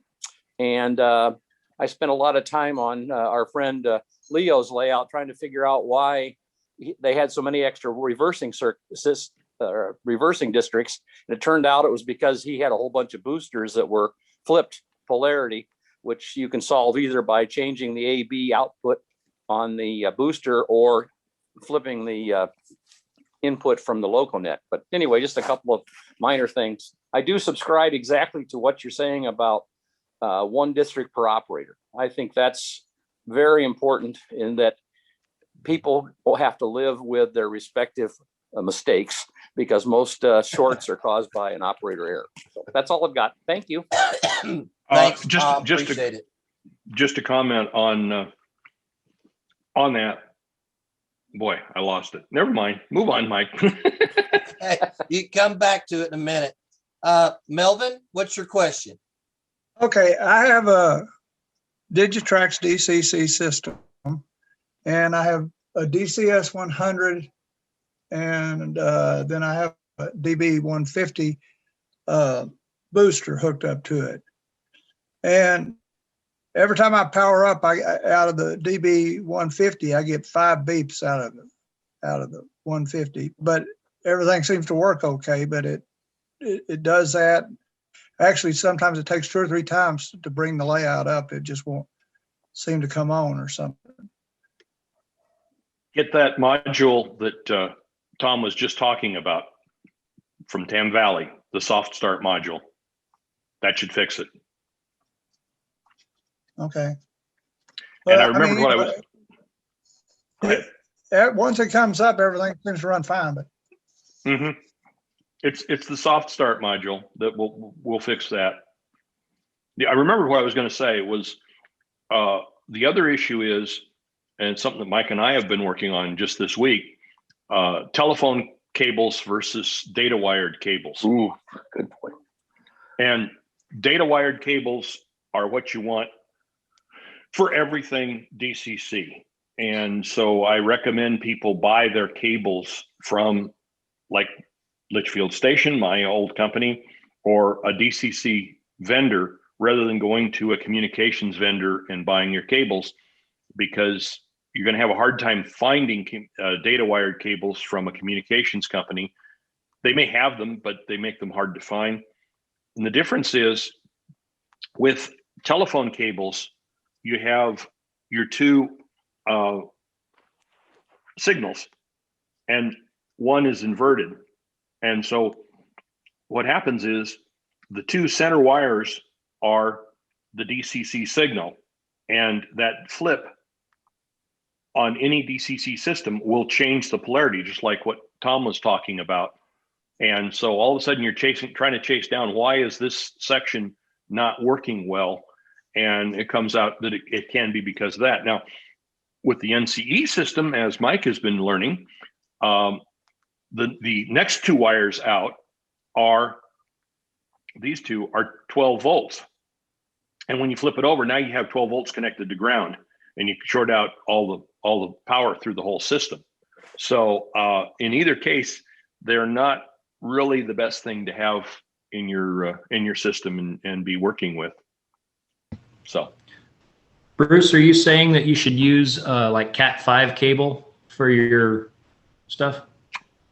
Not particularly. The NCE system has a throttle or cab control panel that's designed for Cat5 wiring. Nobody else that I know of does. I think maybe TCS does or is working on it, but I don't know that for sure. But Cat5 cables are not going to plug into anything in anybody's system unless it's designed for it. I typically make my own cables, and I use okay. Cat5 wire for it with six pin connectors, and just cut two of those off. Actually, if you're going to go to that, it's almost better to you're using Digitrax, I know. There's two wires in the system there that are power heading through it, and double up on those so you get less loss over the line run.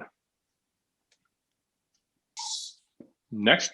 Okay, David Cranda, you got your hand up? I do.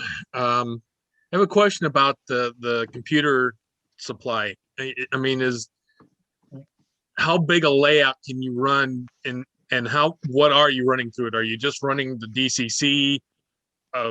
Are you running the lights and auxiliaries and anything else, or how big can you go with it? Well, that's kind of a personal deal. I like to run the DCC power supply through the UPS no matter what.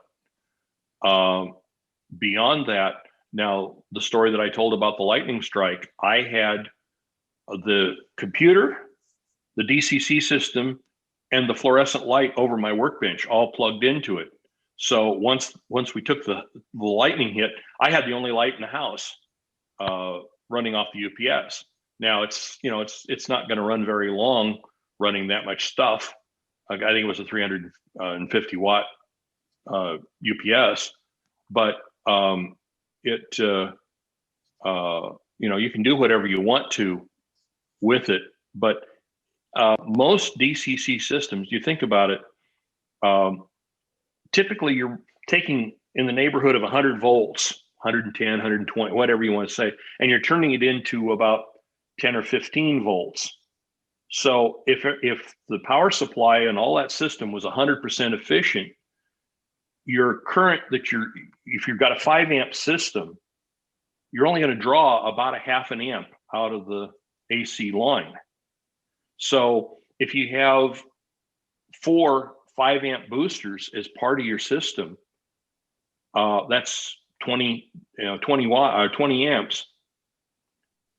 That's only 2 amps out of the AC line. So you don't need a really big UPS to run just your DCC system off of it. Okay. The reason I'm asking is because the location of my layout is in my garage, and I don't have a lot of outlets to go through. So I'm just worried that maybe I'm trying to do too much in the space I have with going through an outlet. I mean, it's still only going to be like a 10 by 16 area to work with, but I would like to add, light the buildings and some street lights here and there and gate crossings and all that. Those are wonderful things to run through your UPS. And of course, most UPSs have like 2 or 3 outlets that are battery backed up and 2 or 3 outlets that are surge protected. And I'd use the battery backup for things like a computer and your DCC system and all of that. And you just use the surge protected ones for the power supplies that are lighting your buildings. Okay, good. Thank you. Hey, Bruce. Mr. Pearson, you had your hand up next. Just to add to what Bruce said about the data cables that connect your boosters and whatever, Digitrax absolutely does not recommend using Cat5 cable. They recommend just flat wired cable, properly wired for their interconnections on the local net. Our friends at Altex that were mentioned earlier do carry actual data cable, and they carry the flat cable in bulk, satin cable they call it, and the connectors if in fact you want to roll your own. I'd be more than happy to help anybody with making cables. I've got the tools, live in South Fort Worth. Thanks, Tom. Appreciate that. That's a great offer. Guys, and Tom has worked on a number of layouts around all over Texas and across the country. If you have a layout that you're building or have questions on, he's a great resource, and we're lucky to have him in the division. Thanks, Tom. We appreciate it. Thank you. Mr. Condor, welcome. I didn't see you earlier. I don't know if I overlooked you or if you joined our meeting late, but we're glad you're here. Unmute yourself, and you got a question there.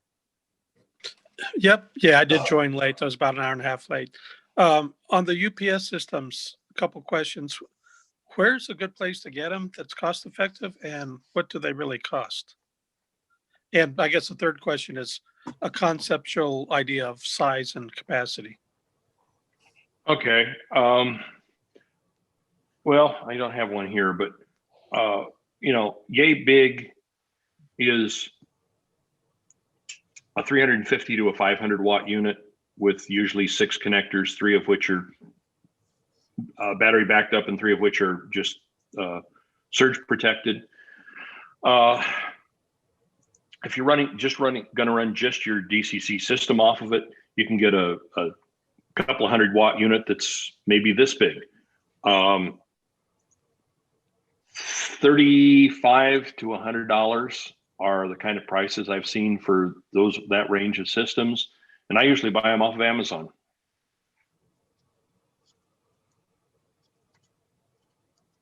Okay, thanks. That's really, I haven't looked around for any locally, so curious. Yeah. There's also a company that used to be in Yuma that just relocated to being down the street from me here in Goodyear, Arizona, called Arizona Battery. And I believe they sell UPSs, but I know that they have by far the best prices I've found on replacement batteries for UPSs.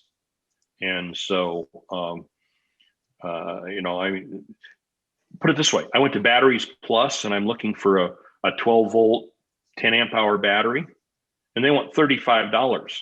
Batteries Plus wants 20. So significant difference in price. Okay, thanks. All right, other questions? No one else? I have one. Oh, Brooks, I'm Bruce, sorry, I didn't see. You didn't raise your hand, dadgummit. I couldn't find the button. I couldn't find the button to do it. I don't know what's wrong with my program. Bruce, Willie, it's under reactions. Okay, all right. I wasn't sure if that would. Oh, I see it now. Sorry. All right. No problem. My one question is on the DCC bus wiring. Would you recommend having that straight, or could you twist it? Have a twisted bus wire? The most DCC systems work better with a little bit of capacitance on the bus. So twisting it together, you add a little bit of capacitance distributed down the whole length of it. Our Pebble Creek Club layout, which we had for about 15, 16 years running DCC, we used 12 gauge stranded wire for the run between the booster and the circuit breakers. And I say the booster, we had 3 boosters. So three different booster districts. And then coming out of the circuit breaker, we would go up to 14 gauge solid that might be a run of 15, 20, 25, maybe even 30 feet, and tried to put the circuit breaker feed in the middle of that run, and just used solid bare 14 gauge wire stapled to the underside of the cross members in the bench work, and that way we could come down and just solder on, and slid some color-coded shrink tubing over it every few feet, so that you had it color-coded, and all of the drop wires were color-coded. so that when you're underneath there, you're hooking up something. You go, okay, here's a red wire that goes to the red bus, and there's a black wire that goes to the black bus, and that's the way we did it, and it performed flawlessly. So twisting on the main bus, and then a short run of untwisted wire to the track seemed to work well. Cool. Thanks. Now there's an option of a snubber, is what NCE calls them. They actually make a module for about 10, 12 bucks that is, but basically it's just a resistor and a capacitor. And so, you know, you got $1.50 worth of parts at even Radio Shack prices to make up something to hang across the end of the bus to basically what it does is cut down on signal reflections off the end of the bus. Just think of light going down, reflecting and coming back. Well, the signal will do the same thing. And if people are having problems with programming issues, not issues of making programming, but locomotives dropping, losing information out of the decoders, or control problems, I turn it up and it doesn't respond quickly. Frequently adding one of these snubbers at the end of the line is will fix that. Dr. Tom, I see you got your hand up. Yes, sir.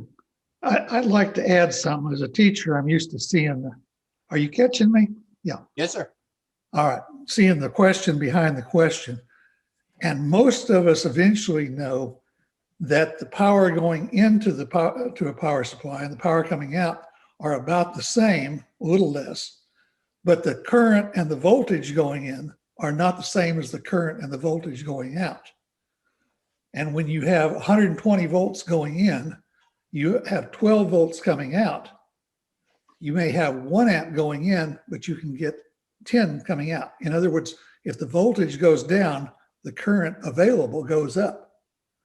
So if you have a 15 amp circuit in your room, typical plug-in circuit, and that's 120 volts, then if you are running things at 12 volts, you can actually get 150 amps at 12 volts. And that's enough to run nearly any railroad in the world. Well, not any, but, and LEDs use almost nothing. People run them at 10 and 20 milliamps, and they could usually run them at 1 milliamp, basically the same thing. So anyway, this is a point that needs to be understood. And like I say, most of us eventually know it, but anybody who doesn't needs to learn about it so they don't have to worry about having enough current for their railroad. Typically, they're going to have enough for a bedroom size or a little bit bigger off of one circuit, as long as they can get to the plugs. Thanks, Tom. Appreciate that. Yeah. That's good information. Anyone else have a question or a comment here? Anyone? All right. Bruce, thank you so very much for a very, very interesting clinic. I see Dr. Ross is giving you a round of applause. So is Mr. Lysing. Everybody else join in. I think you did a great job. Tom, Bruce, that was great. We appreciate your work and your effort putting that in there. It was very good. Mike Conder, you got your hand up? Or oh, he's giving us a reaction. I'm sorry. I understand that now. Good job, Mike. Thank you, guys. It was kind of fun to do this, and you know, try and help you out.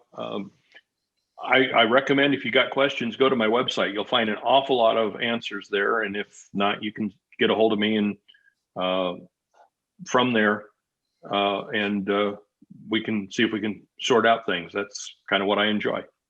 Perfect, guys. There are 3 different links in the chat. So if you have an opportunity, go back through the chat, copy down those links. They're at the top of the chat. You may have to scroll back up and see them, but they're there. I guess they're about a third of the way down on the one I'm looking at here. but those links are in there. There are 3 of them, 1 to his website and then 2 to Model Railroad Hobbyist magazine, that for articles that Bruce had put in the magazine. So one from 2012 and the other from 2016. Definitely worth the read, and I think that you would certainly enjoy spending some time with those articles and checking out those links. Guys, it's 12:10. I hope you've had a great time today's meeting. I thought it was a great one, and it lived up to your expectations. Thanks for everyone for participating. I think we topped out at right at 50 people for the day, which is a great attendance. I think that's one of the highest we've had since we started doing our meetings. So you guys stay safe, stay healthy, get your vaccinations. Let's get this thing back to where we can get those numbers going down, and we can start to meet and see each other in person. I know it's going to be a great meeting when we have our first meeting back together. There's going to be some great fun and fellowship to get together. So thank you so very much. And you guys have a safe rest of the weekend. Goodbye, everybody. Brooks, stick around if you would. I want to chat with you on something. Take care, guys. Thank you so much.